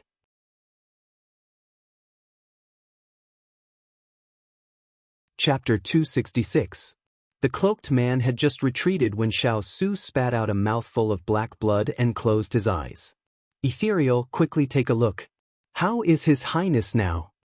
Chu Qingyan hurriedly called out. Ethereal quickly stepped forward and placed his fingers on his wrist. After a moment, he let out a sigh of relief. Master only fainted. 5 steps to seal his throat, 7 steps to take his life? Chu Qingyan's hands couldn't stop trembling. Fortunately, although the person in front of her was very weak, she could still feel his pulse. Only then did her heart calm down a little. But Master is still fine. Does that mean he's fine? Hua Ling looked at Ethereal with a bit of hope. He's fine now, but that doesn't mean he'll be fine in the future. When Master was young, he ate the Tianshan snow lotus. One of the effects of the Tianshan snow lotus is to strengthen the body's resistance to poison. Master hasn't been poisoned yet because the remaining Tianshan snow lotus in his body is suppressing the snake's kiss poison. If it wasn't for the Tianshan snow lotus, Master would have already died. But this Tianshan snow lotus isn't the antidote. Once it loses its effect, then Master, Ethereal gritted his teeth and didn't continue. But everyone understood the hidden meaning in his words. Then what is the antidote? No matter what precious medicine it is, even if we have to steal it, we have to get it for Master. Turin spoke up. When Ethereal heard this, he smiled bitterly and shook his head. If there was an antidote, I wouldn't be standing here. The snake's kiss poison is extracted from the snake king's teeth and refined with 49 other poisons. The strength of the poison is so strong that it can be ranked in the top 3 of the world's top 10 poisons. Currently, no one has developed an antidote for it. Once he said this, everyone was shocked. Is there no other way? Hua Ling grabbed his hair and spun on the spot. Ethereal lowered his head and sighed. At this time, he was also incomparably anxious. When he was sent to the sect, it was so that one day he could use his medical skills. But now, Master was poisoned and he couldn't do anything. It really was a waste of time to become his disciple. Just when everyone was feeling anxious and uneasy, a voice that sounded like the sound of nature suddenly broke the oppressive atmosphere at this time. No matter what, we still have time before the snake's kiss poison takes effect. Let's find a place to remove the arrows from His Highness' body and treat his wounds. Then we can discuss countermeasures. Everyone turned to look at the young princess consort who had been hugging her master tightly with her head lowered. The young princess is right. The most important thing now is to find a safe place. No one knows if there will be more sneak attacks later. Mu Ling nodded. All right, let's move out, Turin said to the crowd. The fire spirit cleaned up the scene, Turin went to find a place to stay, the wood spirit repaired the carriage, and the ethereal stared at his master, afraid that something would happen. The Xiao Lai cavalry had their own duties, their speed was obvious. In the time it took to brew a cup of tea, everyone had gathered. "Little princess, we have found a safe place to stay. We can go there now," Turin said. "Okay." Carefully lift His Highness onto the carriage. "Be careful not to touch his wound." Chu Qingyan immediately ordered. "Yes." Turin and Ethereal saw their master move into the carriage. Chu Qingyan, who had been using her knees as a pillow for Xiao Su, got up from the rain. However, she had been kneeling for too long and the weather was too cold, her feet had already lost feeling. Now, before she could stand up, she almost fell forward. Jean Xen quickly caught her and prevented her from falling to the ground. "I'm fine. Hurry up, I'm afraid there will be more assassins." Chu Qingyan held his hand and said quickly, "Okay." Jean Xen didn't say anything else and helped her into the carriage. At this time, other than the big ice cube, there was only Ethereal in the carriage. The rest of the people found horses and had already jumped on. Soon, everyone arrived at the entrance of a cave. The surrounding trees were dense. If one didn't look carefully, they wouldn't be able to see the cave. Chu Qingyan placed Xiao Su in the cave. At this time, there was a fire in the cave. Ethereal took out the medicine box he carried with him and then said to Chu Qingyan, "Little princess, this subordinate has to treat master's wound first. Can you help by the side?" "As long as there is something I can help with, just say the word," Chu Qingyan said without hesitation. Ethereal nodded. "This subordinate will pull out the arrow later. Once it is pulled out, you have to cover the wound and this subordinate will quickly apply medicine." "Okay." Chu Qingyan agreed. Ethereal saw that the two ends of the arrow feathers were cut off and picked up a blade in the fire. Soon, the arrow turned red. Ethereal took the opportunity to use the blade to open the wound. The air was filled with the smell of burning. She saw the big ice cube and frowned slightly. Her heart ached, but soon she held her breath. Ethereal gave the order to pull out the arrow. She immediately went forward and covered the bleeding wound with gauze. Ethereal quickly treated the wound. After a while, the wound was bandaged. Fortunately, the arrow missed. If it was just a little bit off, it would have hit the heart. Then, Ethereal held the broken arrow in his hand and said with a tone of relief. Chu Qingyan took off Xiao Su's outer clothes and roasted it over the fire. She knew that an injured person couldn't catch a cold. Otherwise, the consequences would be unimaginable. How long can the Tianshan snow lotus in His Highness suppress the poison? This was the question she was most concerned about. 3 days. 3 days at most. Ethereal's voice immediately lowered. 3 days, we still have 3 days. We can't give up in these 3 days. Ethereal, think carefully. Use your abilities and see if you can find a way. There's a hole for every carrot, we will definitely find a way. Chu Qingyan said seriously. Although she was not confident, she never thought of giving up. As long as there was a little hope, even if it was very small, she would work hard to fight for it. This subordinate will do his best. Ethereal nodded in agreement. "I'm counting on you." Chu Qingyan nodded solemnly. "Little princess, you are too polite. This is what this subordinate should do. Moreover, this subordinate has failed in his duty for not being able to save master in time." Ethereal said self-deprecatingly. He then stood up and said to her, "Please take care of His Highness first. This subordinate will go and check on the injuries of the others." Chu Qingyan nodded. This time, the fierce cavalry's casualties were tragic. However, these tough men swallowed the bitterness in their hearts and did not show it on their faces. She was moved from the bottom of her heart. At this moment, she lowered her head and used the cloth that she had cut from the clothes to help wipe Xiao Su's body. "Big Ice Cube, you must get better quickly. I'm still waiting for you to bring me to roam the north and south." Her fingers had already turned white from being soaked in the rain, but she did not feel it at all. She seriously took care of the person in front of her. After a moment, those tightly shut eyelids suddenly moved and then slowly opened his eyes. His thin lips opened slightly. "Qingyan, Chu Qingyan, who was busy hanging up the clothes, immediately turned around and said in surprise, "Big Ice Cube, you're awake?" Chapter 267. When he opened his eyes, there was only darkness in front of him, but there was a faint light coming from the fire. When he got used to the light, he could see the person in front of him. Hearing the little fellow's words, Xiao Su wanted to speak, but he found that his throat was dry and he could not make a sound. He could only make a soft sound. She had been observing the Big Ice Cube's condition.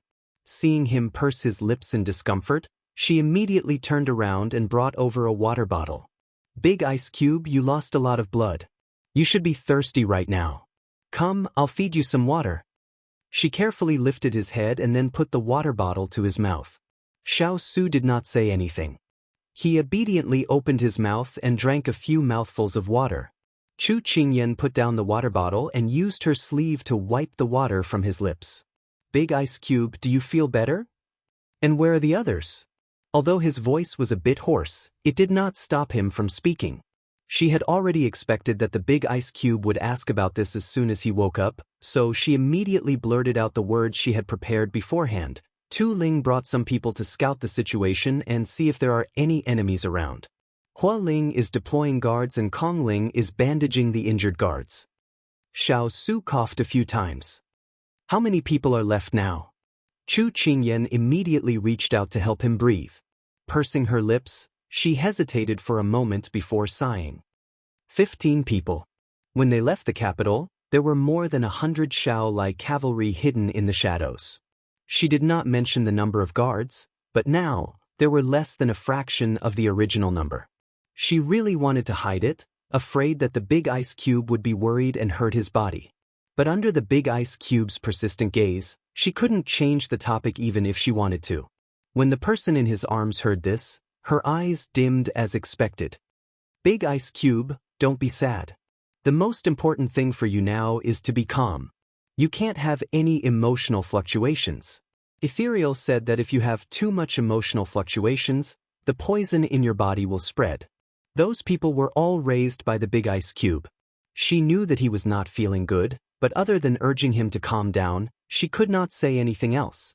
In the separation of life and death, all words were pale. "They all died for me." Xiao Su closed his eyes, his tone full of self-blame. "Big Ice Cube, they've already sacrificed themselves. Don't blame yourself anymore. It was their wish to protect you. Don't let their sacrifice be in vain."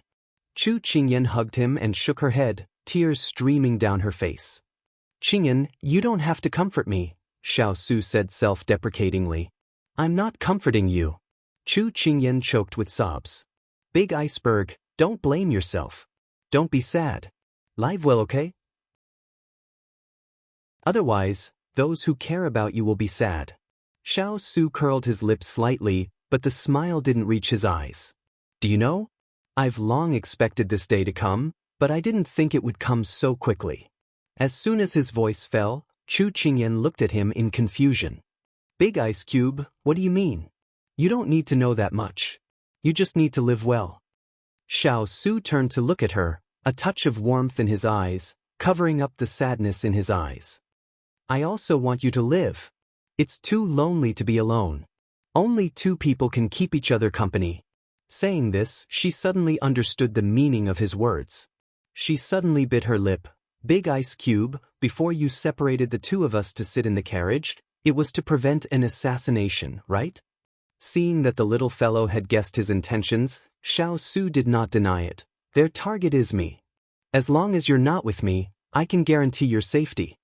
Confirming her guess, Chu Qingyan couldn't help shaking her head, but she still had some doubts. "Then you let them send me away because you want me to stay away from you, right?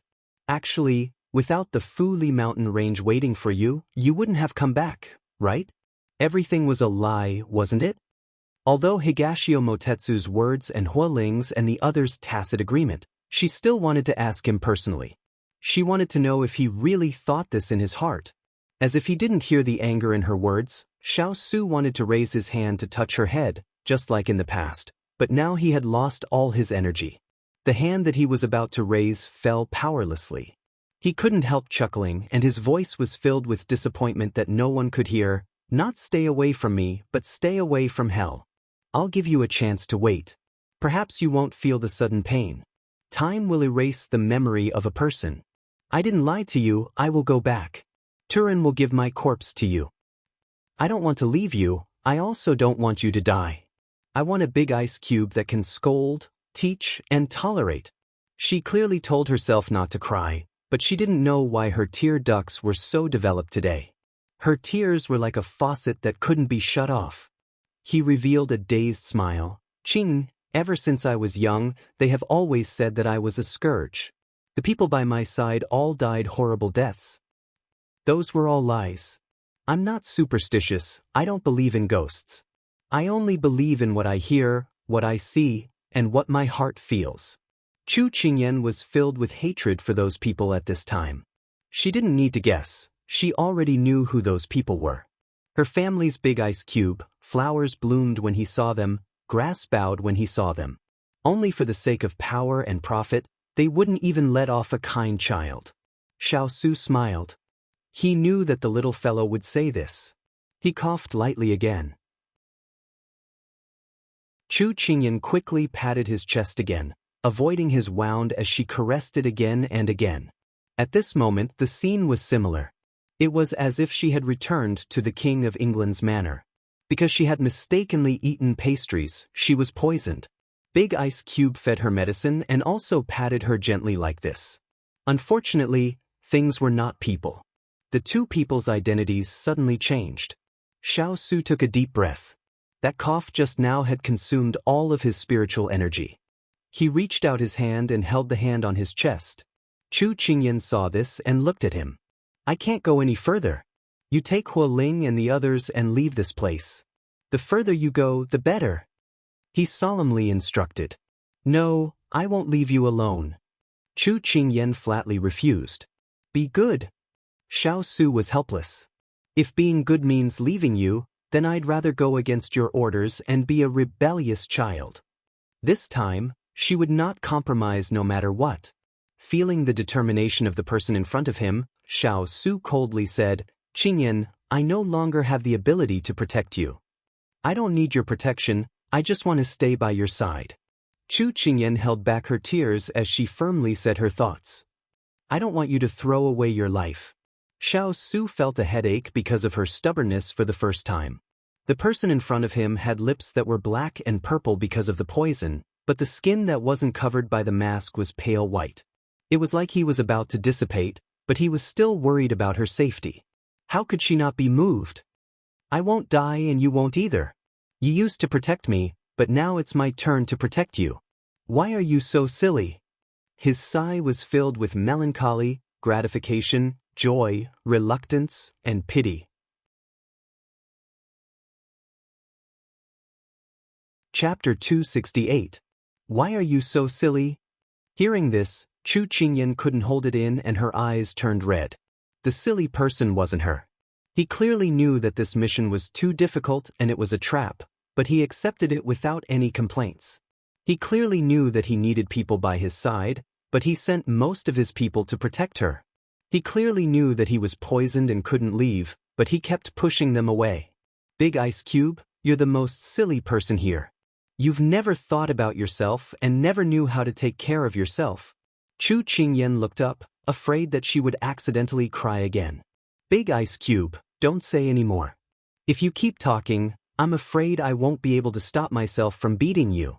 Don't be fierce to me because you're no longer His Royal Highness, but rather a piece of meat on the chopping board, waiting to be slaughtered. So, if you want us to abandon you, you have to think twice.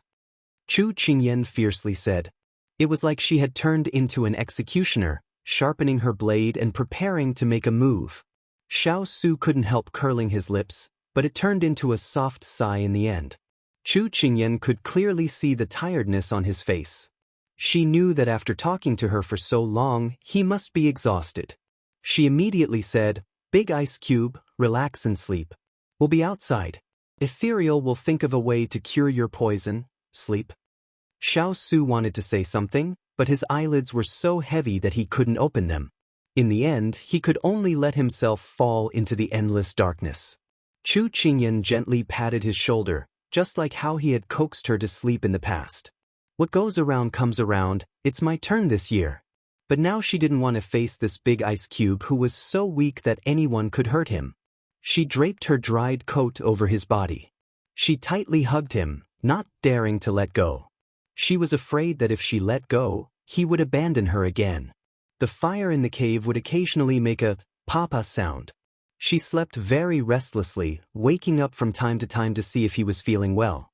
Hualing and the others quietly came in a few times, but when they saw the two of them leaning against each other, their eyes became slightly hot and they went out again. Ethereal, have you thought of a way? Hualing was as anxious as an ant on a hot pan at the entrance of the cave. Ethereal started, but she lowered her head in defeat. Fire Spirit, don't force Ethereal anymore. If he had a way, he would have said it a long time ago. The Wood Spirit couldn't help but speak up. Hualing ran his fingers through his hair, feeling a bit impatient. Aren't I in a rush? You don't have to care about me. I'm so useless.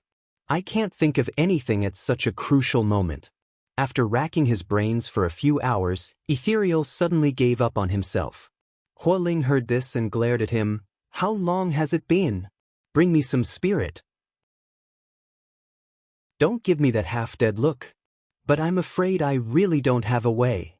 Ethereal leaned against the stone wall, feeling very depressed. But when his voice fell, Hualing immediately went forward and grabbed his collar. His voice was filled with resentment. Ethereal, in the past, you relied on your own strength to save the lives of thousands of people in the army. In vain, Master trusted you so much, so how can you say such depressing words at a time like this? Are you worthy of Xiao cavalry? Are you worthy of us? Are you worthy of Master lying inside? Hualing angrily sent out a fist that landed on Ethereal's face. His cheekbone instantly swelled up and Ethereal fell to the ground. When the Wood Spirit saw this, she immediately went forward to block Hualing's second fist. She forcefully separated the two and looked at them with an unreasonable expression. What are you doing? Master is in a critical situation with poison, but you're good. One is punching his companions and the other is giving up on himself. If you still don't wake up, go get soaked in the rain and wash away the anger and dejection on your bodies. Hualing turned his wrist and gave a cold snort before turning around. Ethereal wiped the blood from the corner of his mouth and stood up shakily. Wood Spirit, Hualing wants to wake me up. You don't need to mind it. Hualing put down his hand when he heard this. He raised his head and closed his eyes, remaining silent. If the two of them don't vent, they won't be happy. You don't need to mind them. Turin, who came back through the rain, did not care about the actions of the two and walked straight into the cave. Turin, Master and the little princess are resting. What do you want to do? Wood Spirit asked in confusion. Turin stopped and did not turn around. When I was at the foot of the mountain, I saw people preparing to search the mountain. I'm going to inform the little princess. After saying this, Turin entered the cave. Hualing, Ethereal, and the others all looked at his back in surprise. Turin did not put the little princess in his eyes before, so why would he report to her now? Could it be that he already acknowledged the existence of the little princess? But now was not the time to think about this. The most important thing was to deal with the enemy searching the mountain, so the three of them immediately followed. Searching the mountain? Chu Qingyan's face paled. Although the cloaked man had already left, the others did not know about the big ice cube's injury and were still persistently trying to assassinate him. But now that they had lost most of their troops, the remaining troops were either injured or unconscious. Moreover, the main general was poisoned. It could be said that they were currently very weak. Once they attacked, they would only be at the mercy of others. Adding frost to snow, this was their current situation. Chu Qingyan calmed down. Since Turin came in to ask her, that meant he wanted to hear her opinion. There was no point in panicking now, so it was better to use this time to think of a solution. How many people do they have? How far are they from us? There are 20 people on the east side and 25 on the south side. They are all at the foot of the mountain and have not reached the middle of the mountain yet. Hualing was impressed by her calmness and her concise questioning. He immediately reported, "We are outnumbered, we can't fight head-on, we can only outsmart them." When Hualing and the others who rushed overheard this, they immediately stood to the side, wanting to hear what method she had. Chu Qingyan carefully thought about it. Thinking back to when they were chasing the scenery along the way, she slowly formed a plan in her heart. She immediately said, "Do you have pen and paper?" Hualing and the others standing on the side shook their heads. In order to avoid being chased, how could they care about those things? Even if they had them, they would have been soaked. Without pen and paper, it would be a bit hard to do. Chu Qingyan knit her brows, but she did not panic. When her eyes fell onto the fire, her eyes slightly lit up. She reached out to take a wooden stick and then pushed aside the straw in front of her. When the stick touched the ground, she looked up and said to Mu Ling, "We need to set up a trap, so we need hidden weapons. Right now, we can only use materials. There are a few simple and easy-to-use hidden weapons that we need Mu Ling to complete."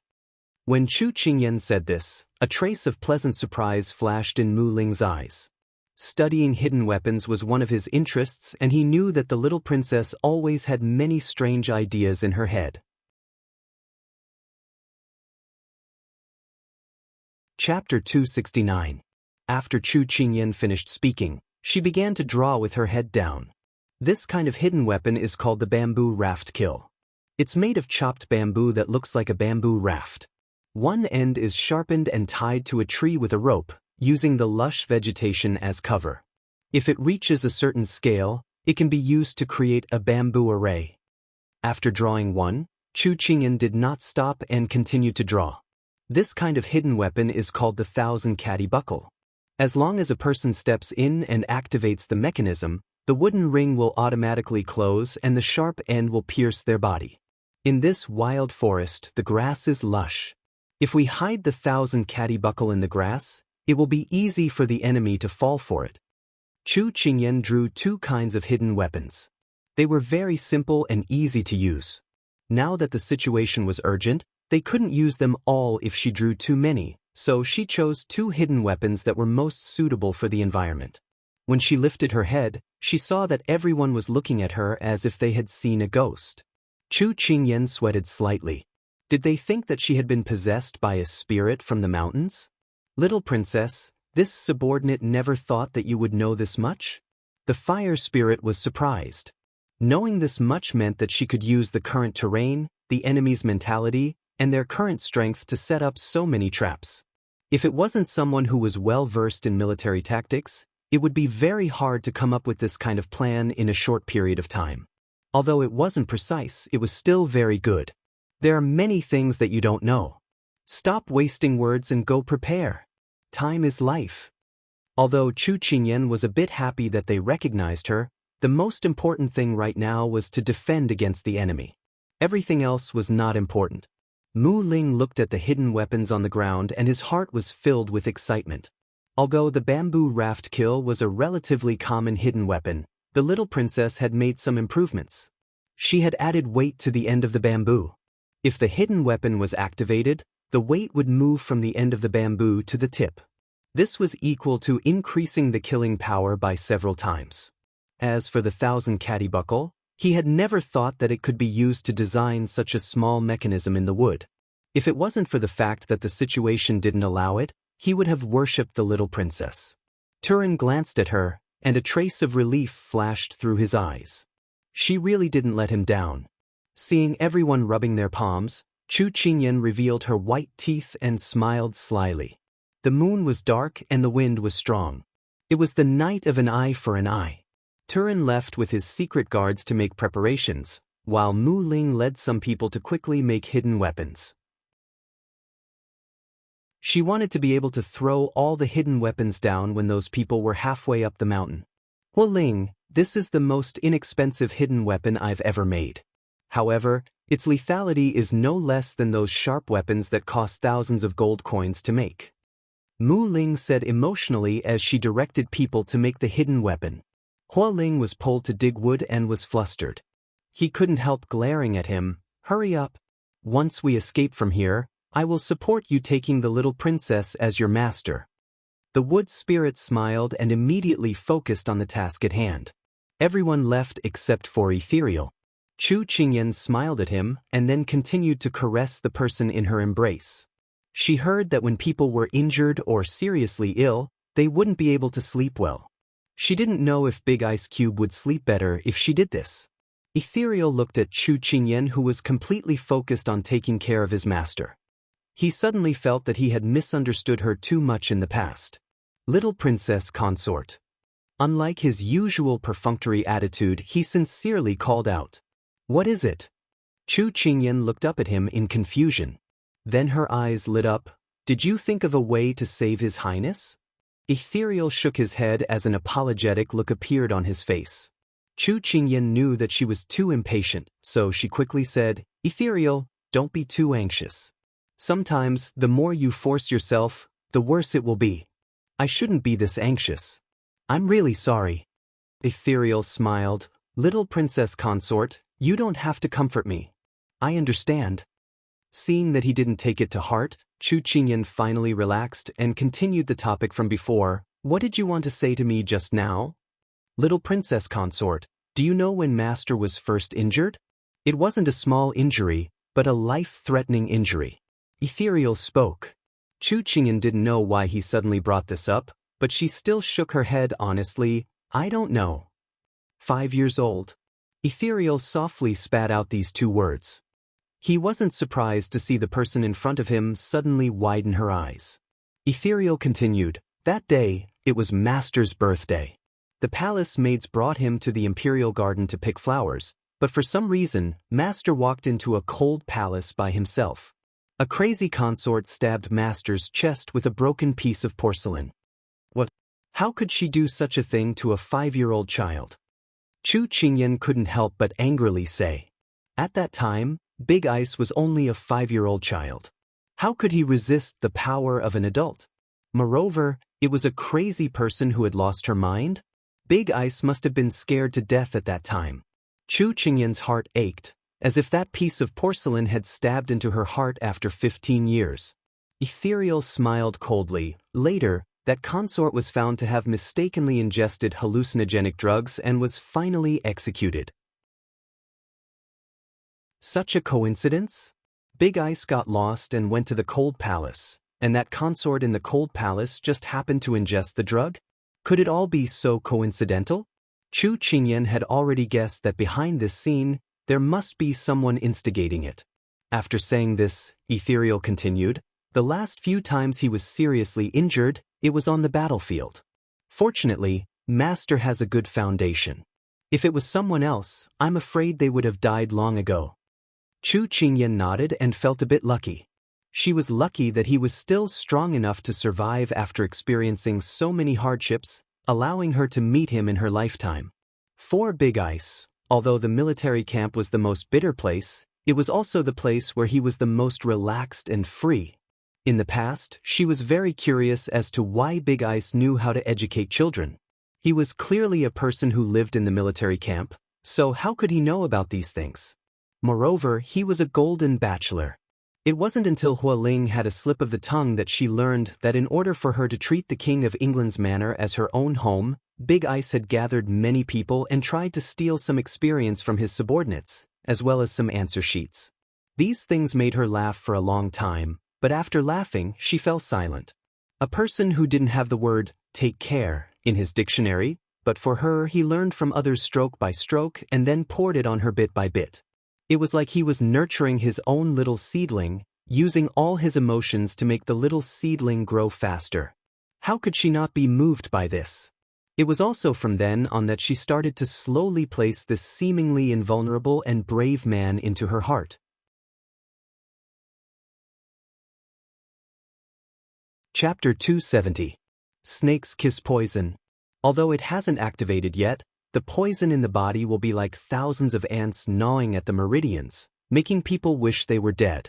After all these years, Master has experienced many big and small battles and has been injured countless times, but this subordinate has never heard him cry out in pain, even now. Ethereal's words were filled with a faint admiration, as well as annoyance from not being able to develop an antidote. Chu Qingyan couldn't help lowering her head to look at the calm person in her arms. Other than his shallow breathing and his slightly wrinkled brows, she couldn't feel his existence at all. At this time, he should be fighting against his illness, but he didn't show it, as if he had already been cured. Just how much pain did he suffer to have such a strong resistance to this poison? She remembered back in the inn, when she found out that he had suffered internal injuries, but he acted as if nothing had happened. She curiously asked him if it didn't hurt. But his answer was that when you have suffered more pain than this, you will feel that this injury is insignificant. So the big ice cube was already used to it. He had been like this for all these years. Perhaps the biggest pain the big ice cube had suffered was when he was 5 years old. Or perhaps the pain wasn't the wound, but rather the heart that was full of holes. Chu Qingyan pulled her thoughts out of her memories and looked up at Ethereal, as a bit of hope appeared in her eyes. Ethereal, no matter what, I'll leave it to you. She was not a doctor, so all she could do was stay by the big ice cube's side and protect him. Ethereal nodded heavily. He was currently focused on researching the secret poison he had learned in the past. Master's life was more important than him, so he wouldn't allow anything to happen to his master. The footsteps outside had lessened by a lot. Chu Qingyan knew that everyone had gone to ambush the assassins, hoping that they could get rid of those people in one fell swoop, so they wouldn't have to worry about anything else. The sky gradually brightened and the rain slowly stopped. It was like the world had been reopened, as the darkness faded and light reappeared. Nothing special happened that night. If it had to be described, it would be a night of pitiful screams. Chu Qingyan knew that Hualing and the others had succeeded. The bonfire had already burned out. She leaned against the mountain wall and did not sleep for the entire night. She stared at the big ice block, afraid that she would miss something if she was not careful. Ethereal had said that although the Tianshan snow lotus could suppress the poison, it was not 100% certain that it could do so. If there was even the slightest mistake, the poison could backfire. Therefore, she did not dare to sleep at all. Or rather, she could not sleep at all. The ground was covered with a layer of straw. Xiao Su was lying on top of it, covered with a thick coat. It was unknown if it was because the Tianshan snow lotus and the snake kiss poison were fighting for territory in his body, but his lips were purple-black and snow-white. However, his exposed skin was becoming more and more crystal clear. One could see the crisscrossing meridians inside. His white and rosy skin was becoming more and more attractive. If his clothes were half covered at this time, it would definitely be a beautiful scene. It was a pity that Chu Qingyan's mind was not on this at all. She kept wiping his sweat with a cloth. Since last night, he had been breaking out in a cold sweat. Ethereal had said that the Tianshan snow lotus and the snake kiss poison were fighting a tug-of-war, which was normal. Chu Qingyan finally relaxed. When the morning light came out of the ground, the sound of happy footsteps could be heard. Chu Qingyan turned to look at the cave entrance. She knew that Hualing and the others had returned. Hearing these footsteps, it meant that they were in a good mood. Little princess consort, your method was very effective. You don't know how many people were taken care of when the bamboo raft fell down? Hualing's face was filled with happiness, not seeming like he had not slept at all. Mu Ling also came forward and said with a smile, and after those people were hit by the 1,000 catty buckle, they thought it was some kind of ghost from the mountain and were scared half to death. Turin is very smart. He made us learn to howl like wolves, and those people were so scared that they didn't even dare to come up. Then we took advantage of the chaos in their hearts to assassinate them. We took back the humiliation they gave us, bit by bit, a tooth for a tooth, a blood for blood. Hualing was filled with joy and even spoke about Mu Ling, who normally hated praises. Chu Qingyan was infected with their joy and a faint smile hung on her face. So success could also make people go wild with joy. Mu Ling looked at the lively crowd and felt a bit of joy in his heart. They had won a battle and their morale had been raised again. Then the road ahead would be a bit easier. Mu Ling turned his gaze to the little princess consort. Last night, there were 3 groups of people searching the mountain. Most of them were killed on the mountainside. Right now, the danger should be resolved. Hearing Mu Ling's report, Chu Qingyan withdrew her smile and nodded. Among these assassins, the most threatening ones were the Bamboo Hat Men, the Moon Palace sect, and the Cloaked Man. The Bamboo Hat men had been forced back by Big Ice Block at the beginning and suffered heavy casualties. They probably wouldn't make a comeback so quickly. Protector Ju of the Moon Palace sect fought with Big Ice Block and was heavily injured. He probably wouldn't attack again and might have already given up. And the Cloaked Man's arrow pierced through Big Ice Block's chest. With the addition of the poison, the Cloaked Man believed that Big Ice Block would die without a doubt. Then it was even more impossible for him to launch a sneak attack unless he felt the need to add another stab.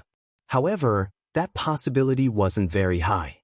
So it could be said that the most threatening factor around them could be temporarily removed.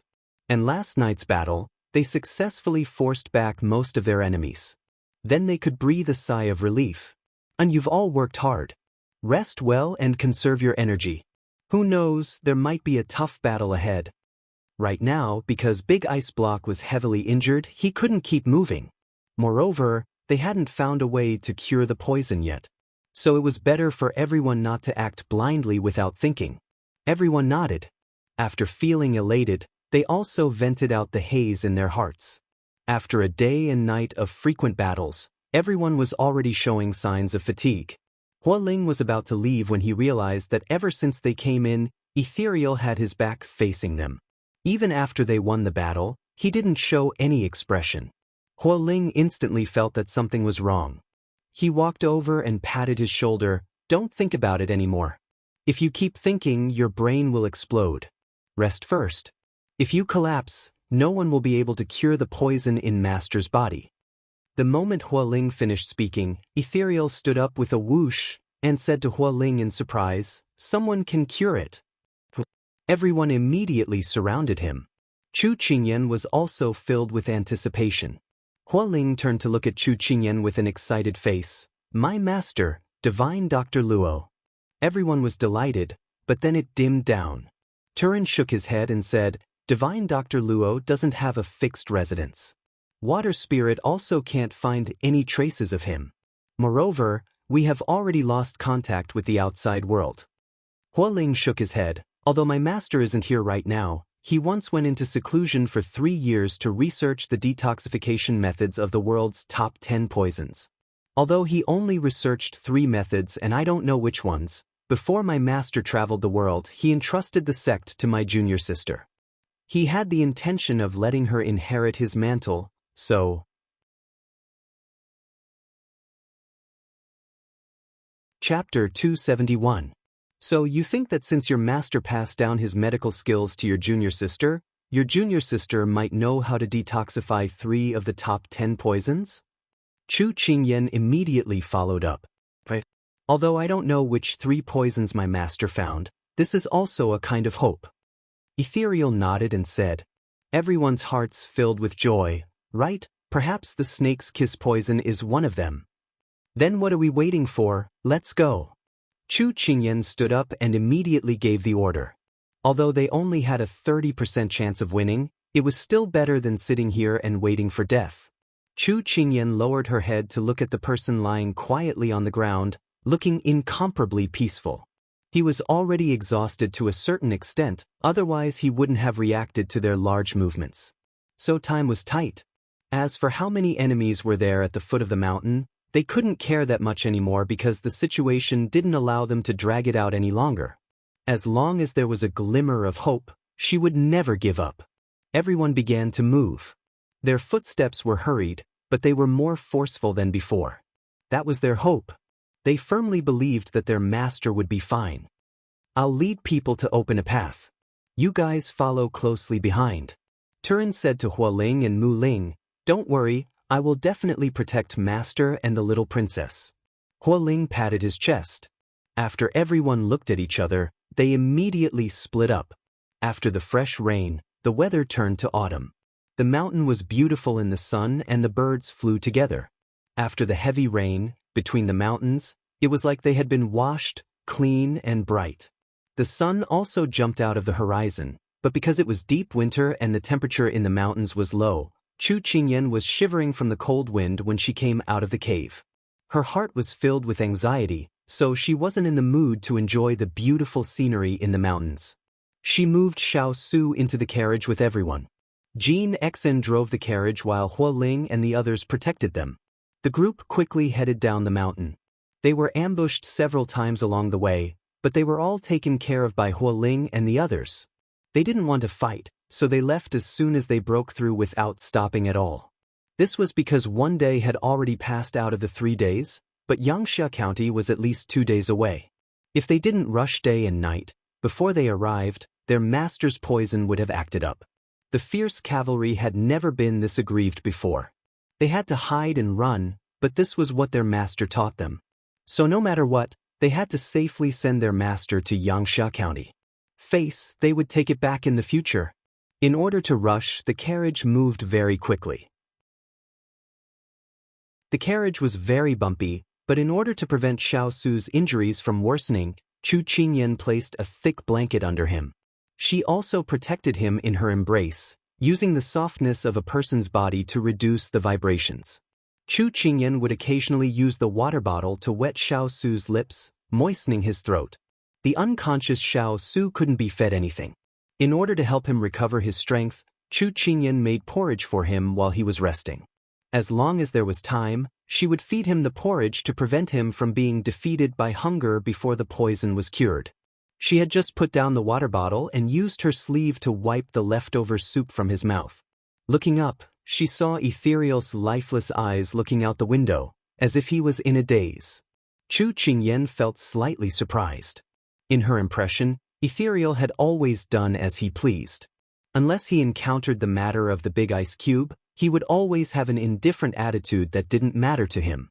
Other than the 2 times in the courtyard and when they left the thatched cottage clinic, his expression had been slightly off. She had rarely seen him like this. Even though all her thoughts were on the matter of the big ice cube's detoxification, but seeing his worried frown, Chu Qingyan couldn't help but ask, "Ethereal, are you all right? Did you run into some kind of problem?" Ethereal came back to his senses. He gave a slight smile, but it was slightly bitter. "Little Wang Fei, this subordinate is worried that if we go to the clinic, they won't treat us." But Chu Qingyan suddenly remembered that when Ethereal had appeared in front of the clinic, one of the doctors had told him not to go near the clinic. She was shocked. Ethereal shook his head. "Some things can't be explained clearly. I have a dispute with Shimi. This subordinate is worried that she won't be willing to treat us because of that dispute." "That Shimi of yours?" Chu Qingyan heard a hint from Ethereal's tone. When it came to matters between men and women, it had to be love. She has a strong personality, knows right from wrong, and does not go back on her words. In the past, she said that she would cut off all ties with this subordinate. Now, I'm afraid that she won't see this subordinate again. There was a trace of disappointment in his voice. When he had left the sect, she had let him choose one of the 2. But the situation had been dangerous at the time, and he had no right to choose. He would not forget that day when she had decisively turned and left. Chu Qingyan was suddenly curious about this rumored Shimi. She hoped that she could get to know this woman who could make this unrestrained and indifferent young master unable to do anything. But the premise was that she could help them treat the big ice cube. What if she doesn't want to see you, and doesn't want to treat His Highness? Then what should we do? This question was very important. Ethereal pursed his lips and suddenly thought of an idea. "When the time comes, you can take His Highness to the clinic. This subordinate will not show himself. Also, you can't reveal your identity. Remember, you can't mention anything about the Sichuan imperial family." "Why do we have to hide our identity?" She could understand why he didn't show himself. He was afraid that Shimi would be angry at the big ice cube because of him. But why couldn't he mention the Sichuan imperial family? "Young princess consort, just do as this subordinate says. This is the only way to let His Highness enter the clinic. My Shimi doesn't have a bad heart. As long as you don't step on her bottom line, everything will be easy to talk to." Ethereal lowered his eyebrows, as if unwilling to discuss this matter. Chu Qingyan thought that perhaps he had his own difficulties, so she didn't pursue the matter. She nodded and agreed. "Later, tell everyone to be careful." Although they had reached a consensus, Chu Qingyan didn't know why she was worried about the next step of the journey. She had a premonition that the journey wouldn't be smooth. She couldn't help but clench her hands. Only when she was close to the big ice cube could the uneasiness in her heart be beaten away. Xiao Su was still in a deep sleep, and as time passed, the atmosphere gradually became tense. Fortunately, they still managed to reach Yangsha County within 2 days after hurrying all the way. Everyone didn't stop walking. After entering the city, they immediately headed for the mountainside. At this time, the sky was still dark. The earth seemed to still be sleeping. But the clip-clop of the horses' hooves was already echoing in the mountains. Chu Qingyan lifted the curtain of the carriage. Under the weak moonlight, she could faintly see the thatched hut halfway up the mountain. They had finally arrived. Chu Qingyan's heart was filled with excitement. She turned around and hugged the person in the carriage. She pressed her face against his neck and almost choked with sobs. Big Ice Cube, wait a little longer. We will soon send you to detoxify the poison. But the night hadn't passed yet. Would dawn be waiting for them?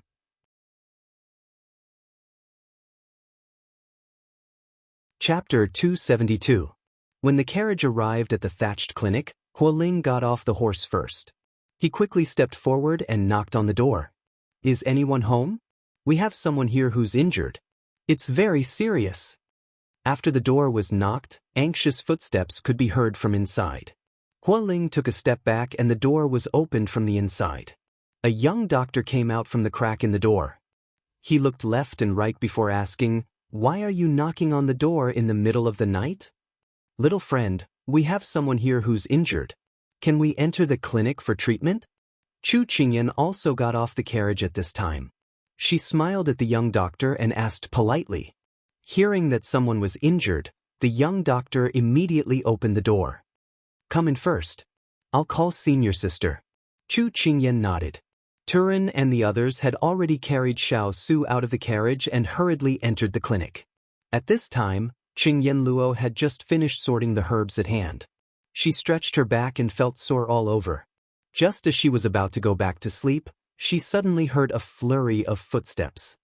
Senior sister, someone is seriously injured. He's outside seeking treatment." The young doctor ran over and woke up countless people. Sha Feng, who had just fallen asleep, also got up when he heard this. "Where is he?" Cheng Yenluo opened the door and asked. "I've already asked someone to carry him in." The young doctor panted. "Okay, I'll go over now." Cheng Yenluo turned around and closed the door. Cheng Yenluo had just taken a few steps when she saw Sha Feng walking over while putting on his coat. "Third junior brother, you go to sleep first. I'll take care of things here. I heard that there's been some unrest in the nearby towns. I'm a little worried that someone is seeking treatment so late at night. I'd better go with you. If it's serious, I can lend a hand." Sha Feng replied with a smile. Cheng Yenluo couldn't help but raise her eyebrows and smile. "Third junior brother, are you worried about me or those people seeking treatment?" "It's both." But Sha Feng didn't dare to say it out loud. Ever since the last time eldest senior brother came to visit and disappeared, senior sister came back and found out about it. She gave a clear order that if eldest senior brother came to visit again, she would use a broom to chase him out. Although senior sister didn't say anything after that, there was something wrong with senior sister since then. Her temper was getting worse and worse. Those who came to seek treatment were scared by her cold face and didn't dare to come again. Even the little disciples of her own sect avoided her. She only recovered a little in the past 2 days. But he was still worried. As if she had seen through Sha Feng's thoughts, Qing Yenluo merely glanced at him. Did he really think of her as a flood beast? Let's go and take a look. Thus, the two of them walked towards the main hall together. Sha Feng was the first to walk out. When he saw the people standing in the lobby, he immediately felt that they were somewhat familiar. Then, he suddenly pointed at these people and said with some surprise, "Have you guys been here before?" When Chu Qingyan heard this, she subconsciously felt that something was wrong. She immediately waved her hand. No, you must have mistaken us for someone else. This is our first time entering your clinic." She deliberately emphasized the last sentence. Indeed, this was their first time entering the clinic. They couldn't even enter the door the last time. So what she said was the truth. There was absolutely no element of lying. What she did was just a cover-up. Xiao insisted on his own opinion. No, it was you guys last time. At this moment, Qing Yanluo walked out from behind Xiao and reprimanded. They're asking for medical treatment. What the hell are you shouting here for? Quickly go and check where they're injured. As soon as Qing Yanluo's voice fell, Chu Qingyan felt that it was somewhat familiar. She fixed her eyes on the woman standing under the lantern. She was dressed in white coarse clothes, but it couldn't hide her radiant beauty. It's you, Sister Doctor, Chu Qingyan said in surprise. Last time when they parted in the alley, although it was a little hurried, that bright appearance and candid personality had left a deep impression on her. Now that she saw her again, she recognized her at a glance. Oh, it's you, little sister. Qing Yanluo sized her up. Although Qing Yanluo was a little more disheveled than the last time, she still recognized her. She raised her hand and waved at her as a greeting. I'm Qing Yanluo, the owner of this clinic. Qing Yanluo? The bright and beautiful female doctor they bumped into in the alley was now the person in charge of this clinic so naturally and gracefully?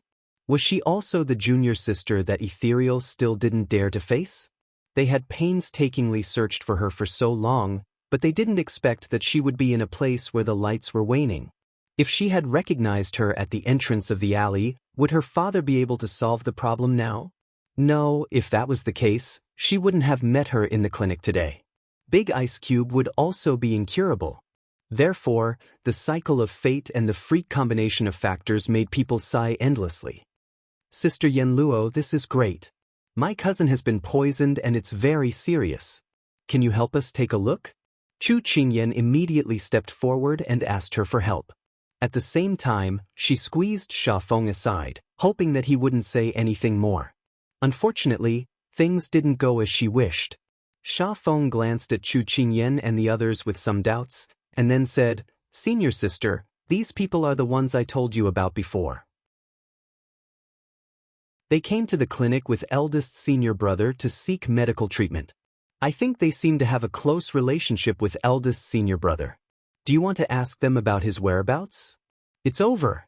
Why did this person mention such a sensitive topic?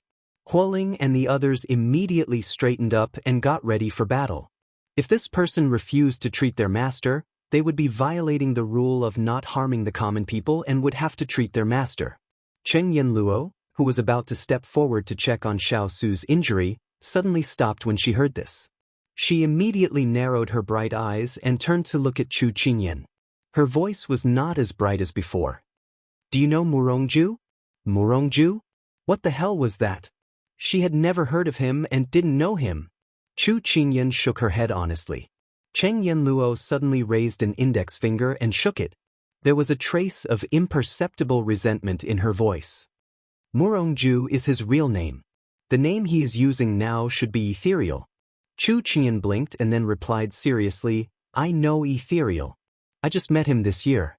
My father has a strange illness, but he couldn't tell, so he recommended us to come to you. Unfortunately, you weren't here at that time. After he brought us here, he disappeared. We still can't find him. Qing Yanluo dragged out her tone, which made Chu Qingyan tremble with fear. She was afraid that she would ask them to leave as soon as she spoke. It turns out that he also has an illness that can't be cured. What a waste of the title of the first eldest senior brother in the sect. Now that he's out of the sect, everything is wasted. What an undeserved reputation. Qing Yanluo sneered. His medical skills are not as good as yours. Maybe he's too ashamed to go back to the sect. Chu Qingyan agreed cautiously and then asked, Sister Yanluo, can you take a look at my cousin's injury? Qing Yanluo looked up and down at Huoling and the others standing in the hall. She sneered, Why do I have the illusion that if I don't take a look at your cousin's injury, they will set fire to our clothes? I, Qing Yanluo, can eat anything but threats.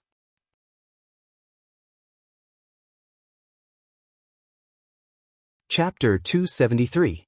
Once Qing Yanluo finished speaking, Huoling and the others stiffened and couldn't help but turn to look at their young princess consort. Chu Qingyan raised her hand and had Huoling and the others retreat to the side. Then she faced Qing Yanluo and said with a smile, My family's guards don't know etiquette. Big sister Yanluo, please don't take offense. My cousin's injuries are serious and can't be delayed. Can big sister help? Cheng Yanluo looked deeply at the little fellow with rosy lips and white teeth. She narrowed her eyes. Little sister, big sister likes to hear you speak. All right, I won't make things difficult for you. Saying this, Cheng Yanluo waved to Xiao. Prepare hot water, herbs, and a clean ward. Xiao still didn't quite believe these people, but the injured were more important. This wasn't the time to argue. He immediately ordered his disciples to prepare. Chu Qingyan was slightly delighted. It was fortunate that Cheng Yanluo believed her and agreed to treat Big Ice Cube. She secretly wiped the sweat on her forehead. She wasn't good at lying, but now she could only force herself to do it. It was really torturous just now. Cheng Yanluo saw her pink face and sparkling lips and teeth and wanted to tease her. Are you feeling hot? Oh no. I just don't feel well. It's fine. You don't have to worry about unimportant things. Chu Qingyan immediately shook her head. She wanted to tease her a little more. It was rare to meet such a fun little girl, but she had her priorities. Cheng Yanluo didn't pay much attention to her and walked to the bed in the middle of the hall. She reached out to check Xiao Su's injuries and casually said, "There's an arrow wound on his chest. But he's lucky. If it was a millimeter more, he would have died." She casually untied the gauze and saw that the wound had been treated. She felt that the method was familiar, but after she finished bandaging it, she looked up. His lips are purplish and black. There are signs of poisoning. Third junior brother, silver needle. Cheng Yanluo reached out and Xiao immediately handed over a silver needle. Cheng Yanluo tested the poison and was slightly surprised when she identified the type of poison. It's snake's kiss poison. She then turned around and sneered, "What kind of enemy did you offend to be so ruthless?" Chu Qingyan's eyes lit up when she heard the name of the poison. Is there a way to detoxify it? I heard that it's one of the top 10 poisons in the world. Currently, there is no solution. Cheng Yanluo glanced at her regretfully. Just as she was about to straighten up, she suddenly noticed a jade pendant hanging from her belt. She took a closer look at it and her expression changed. At that moment, Chu Qingyan did not notice the change in Cheng Yanluo's expression. When she heard that there was no solution, she froze on the spot. It was as if a corner of her world had collapsed. Once the sun rose, the 3-day deadline that Ethereal had mentioned would be over. This clinic was their biggest and last hope. No, it can't be. Ethereal said that in this world, other than his master, if even his junior sister can't do anything, then this poison is really incurable. But at this time, where can they find divine Dr. Luo? Sister Yen Luo, please think of another way. My cousin doesn't have much time left. Chu Qingyan went forward and tugged at her sleeve, pleading earnestly. But just as her hand touched Cheng Yanluo's sleeve, she saw the latter slowly turn around to face her.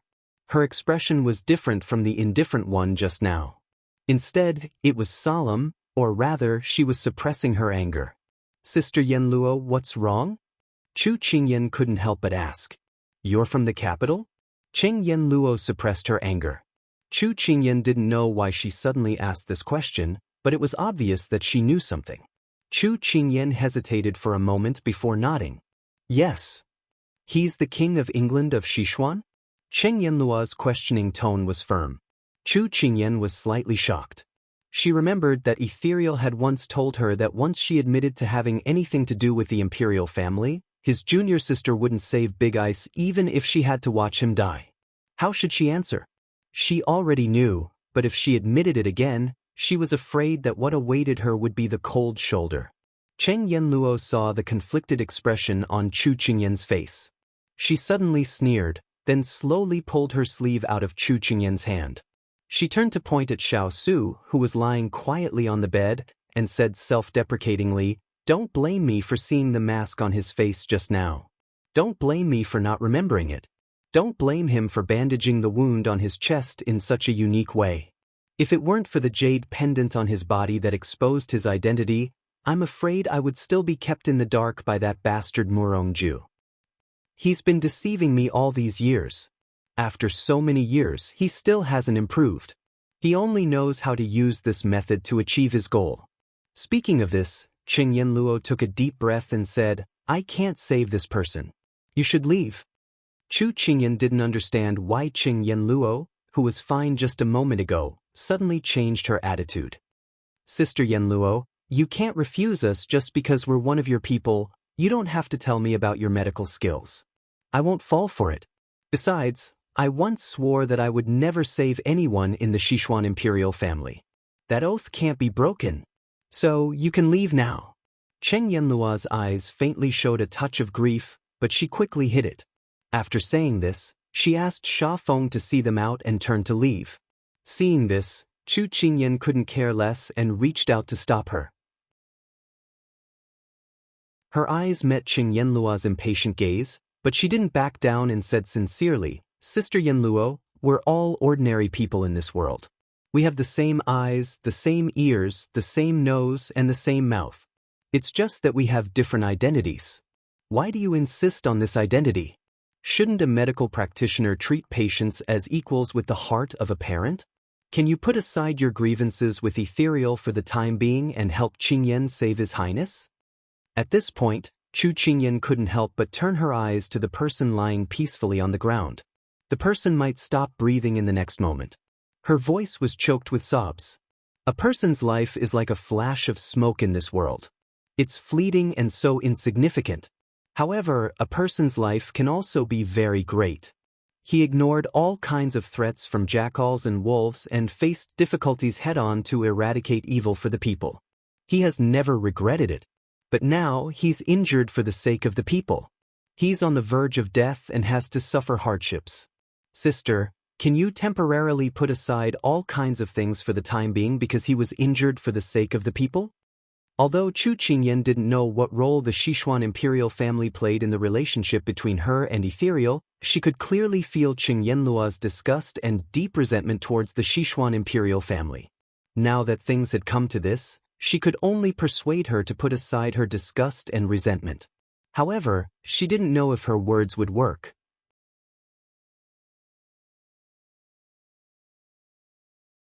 Chapter 274. After Chu Qingyan finished speaking, her heart was filled with apprehension as she waited for her response. But in the end, she was disappointed. Cheng Yanluo couldn't help but give a low laugh, but that laughter was filled with endless sorrow in other people's ears. If I help you now, then who will help me in the past? Chu Qingyan slightly opened her mouth. She wanted to say something, but Cheng Yanluo was one step ahead of her. No need to say any more. I've already made up my mind. Sha Feng, see the guest out.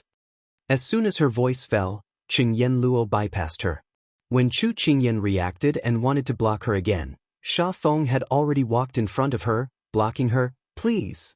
Seeing that Qing Yanluo was about to enter the rear courtyard, Chu Qingyan was burning with anxiety. No, you can't just leave like this. Hualing jumped in front of Qing Yanluo and pointed his sword at her. Miss Qing, I hope you can save her.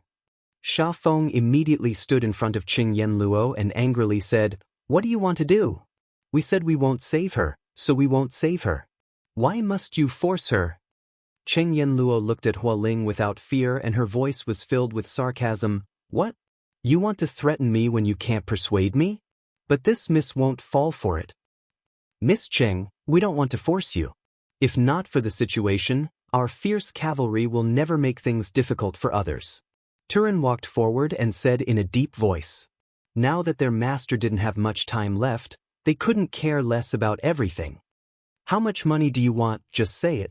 Hualing looked at her and said, That's right, whatever Miss Qing wants, as long as we have it, as long as we can do it, we will definitely do it. Mu Ling followed up. Hey, you think you're the masters of this world? You think you can satisfy people's wishes? Aren't you too naive? Cheng Yanluo shook her head. Don't treat this miss like a 3-year-old child. This miss doesn't need anything. If we practice medicine for money, we wouldn't be living here. Anyway, I'll leave my words here. This poison, I can't cure it. You should find someone else. Hualing was so angry that he couldn't say anything. It was rare for someone to be so unyielding while being surrounded by them. Moreover, this person was a woman. Chu Qingyan walked out from the crowd. She took a deep look at Qing Yanluo and raised her hand. Hualing, put down your weapon. Hua Ling gave a cold snort. He put away his weapon and retreated behind her. Cheng Yenluo glanced at her. You won't stop me now, right? Chu Qingyan shook her head. Seeing this, Cheng Yenluo turned to leave. Sister Yenluo. Chu Qingyan suddenly called out. Cheng Yenluo stopped in her tracks, but she didn't turn around. We'll wait for you outside the door. We'll come in when you change your mind. I believe that the person who reminded me that night at the entrance of the alley that children shouldn't run around so late at night wouldn't be so cold-hearted as to leave someone in the lurch. She has the heart of a doctor's parent. After speaking, Chu Qingyan ordered Hua Ling and the others to leave the hospital. Cheng Yenluo's body stiffened. She stood there for a long time before she turned around. He's already gone. Senior sister, you don't have to look anymore. Sha Feng muttered when he saw her defeated expression. Third junior brother, do you also think that I'm too heartless? Cheng Yenluo looked at the dark sky and asked in a daze. Senior sister, actually, I don't understand. What happened when eldest senior brother left? Also, what does it have to do with that King of England? Sha Feng looked at her and asked seriously. He still remembered that 6 years ago, after eldest senior brother had left, senior sister had locked herself in her room for 3 days and 3 nights. His master and the other junior brothers and junior sisters had been extremely worried. However, when the door opened and senior sister walked out, he discovered that the senior sister who used to be all smiles had disappeared. Her brows were filled with determination and indifference towards worldly affairs.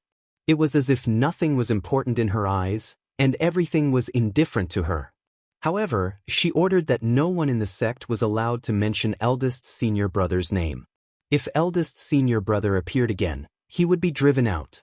For so many years, when master was not around, senior sister had to support the entire sect by herself. It was very hard for her, but she had never complained. Usually, she still took pleasure in teasing her fellow junior brothers and sisters. However, he knew that senior sister had never been happy. Perhaps after eldest senior brother left, the senior sister who used to smile in her eyes disappeared along with him. When Sha Feng brought up this matter, Cheng Yenluo recalled the days and nights when she washed her face with tears. She recalled the silent answer back then, and the sadness in her heart rose again. Don't ask any more. There's nothing to say about what happened back then. I'm tired. You'll be responsible for the opening of the library today. Sha Feng sighed as he watched the seemingly strong but frail person leave. In fact, senior sister was afraid of facing those people, so she chose to escape. Third senior brother, those people are at the door and they don't leave. Will it affect the opening of the library tomorrow? The little medical assistant looked up and asked. Let them be. Sha Feng waved his hand. The little medical assistant nodded obediently. Chu Qingyan placed Xiao Su in the carriage. At this time, Hua Ling and the others gathered around and asked anxiously, Young princess consort, what do we do now? Those people are unwilling to treat master. We don't have much time left. The only thing we can do now is to wait. Chu Qingyan looked at the tightly shut doors of the medical library. She was also uncertain. What she was betting on now was Cheng Yenluo's kindness. Ethereal once said that she had an unyielding character. If she used coercion, it would have the opposite effect. Then there would be no cure for this poison. When everyone heard this, they also felt that there was no other way. Ethereal could have provoked anyone, but he provoked such a hag. Hua Ling felt that if Ethereal was in front of him, he would definitely beat him up. Don't blame Ethereal. He must have his own difficulties. Perhaps without this reason, we can't find anyone to treat His Highness. Chu Qingyan comforted everyone. Hua Ling lowered his head gloomily. He didn't really blame Ethereal. It was just that he felt suffocated. At this time, Chu Qingyan turned her gaze back to the people in the carriage. Her eyes were filled with shock. Turin and the others also looked over and were equally shocked. At this time, Xiao Su's lips were half purplish-black and the other half white. Ethereal once said that once this happened, it meant that the effects of the Tianshan snow lotus were slowly disappearing. When the white color was forced back and the entire lips turned purplish-black, the snake's kiss poison would take effect. In less than half an hour, The poisoned person would bleed from all 7 orifices and die from the pain. The death would be tragic. There's only 2 hours left, Mu Ling said in shock. Everyone fell into a terrifying silence. Chu Qingyan gritted her teeth. Her wide sleeves covered her body and she couldn't help but tremble. She reached out and held Xiao Su's hand. Her heart felt like it was being cut by a knife. She suppressed the panic in her heart. Big Ice Cube, you must hold on.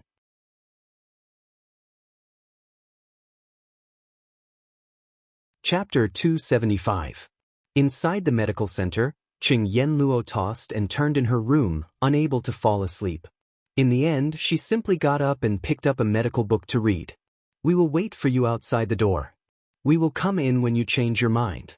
I believe that the person who reminded me that night at the entrance of the alley that children shouldn't run around so late at night won't be so heartless as to leave me in the lurch. She has the heart of a doctor and a parent. This sentence seemed to be a curse that kept ringing in her ears. After flipping through a few pages of the medical book, she couldn't continue reading. Cheng Yanluo face-bombed, recalling that little girl's solemn vow. She smiled bitterly. A doctor has the heart of a parent? She casually put down the medical book in her hand and rubbed her aching eyes.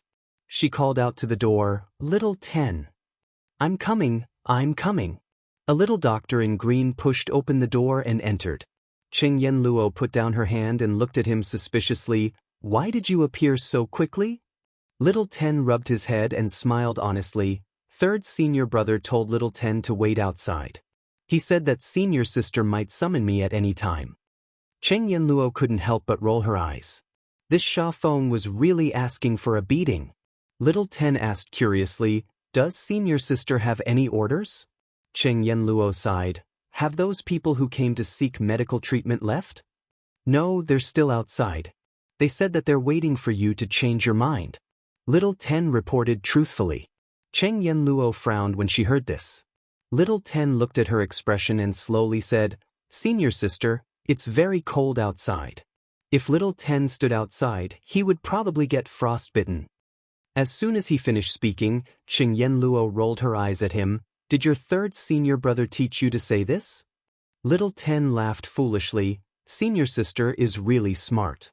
Only that brat Xia Feng had the guts to provoke her. On the other side of the medical center, Xia Feng suddenly sneezed. Who was speaking ill of him behind his back? Cheng Yanluo sat quietly for a while, as if she had made a big decision. An hour passed, but there was still no movement at the medical center's door. The anxious Hua Ling could no longer hold himself back. He pleaded with Chu Qingyan, young princess consort, allow this subordinate to break into the medical clinic and hold a knife to Cheng Yanluo's neck. Let's see if she can still be so unyielding. Chu Qingyan shook her head. No, this will only backfire. Although she could only be anxious at this time, she knew that once she used force, there would be nothing she could do. When Chu Qingyan's voice fell, a creaking sound came from the door of the clinic, which immediately attracted everyone's attention. The door opened and the little medical assistant in green walked out. But when he saw so many pairs of eyes glaring at him, he immediately retreated back in. He held on to the door and said weakly, Miss, my senior sister is looking for you. But no one else is allowed to enter. After saying that, the little doctor in green retracted his neck. Chu Qingyan was overjoyed. She instructed everyone and immediately ran over. Little Ten led her into the backyard. She originally thought that this was just a thatched cottage medical center built on the mountainside, but she didn't expect that the backyard would be a completely different world. There were all kinds of flowers and plants inside. As Little Ten walked around, he saw a small pavilion among the flowers and plants. She didn't have time to marvel at the beauty of this place, because she saw the person sitting in the pavilion. It was Cheng Yanluo. Big Sister Yanluo. Chu Qingyan quickly walked up to the pavilion. Wait! Cheng Yanluo raised her hand to stop her from approaching. Then she slowly said, Don't think that just because I let you in, I agreed to treat Xiao Su's poison. Chu Qingyan looked deeply at her and didn't move forward. Originally, I wouldn't treat anyone in the Sichuan royal family. This is what I once swore. But you're right. A doctor has the heart of a parent. Then I'll give you a chance to convince me. Why do you want to treat Xiao Su's poison? Cheng Yanluo looked at her and said word by word. During those days, apart from resenting Murongju, she was also angry with Xiao Su. If it weren't for him, everything today wouldn't have happened. Chu Qingyan looked at her. Her watery eyes seemed to be suppressing some kind of emotion at this time, but she acted as if nothing had happened. There was a careless smile on her face. Chu Qingyan felt that she seemed to see the loneliness in Cheng Yanluo that night in ethereal. People who were troubled by love had something in common. Sister Yanluo, I don't know what happened back then that made you resent His Highness and vent your anger on the entire Sichuan royal family. Chu Qingyan walked to the stone table and said slowly, His Highness's identity can't be changed. He has the blood of the royal family. This is undeniable. Since you've said so, then you can't convince me. Cheng Yanluo leaned against the stone pillar leisurely and looked away, as if she was no longer interested in what she was going to say next. Chu Qingyan smiled. She did not give up on what she wanted to say just because of her words. But in my eyes, he's not the high and mighty king of England. He has a position that he wants to give up but can't. He doesn't want to bear but has to bear the mission.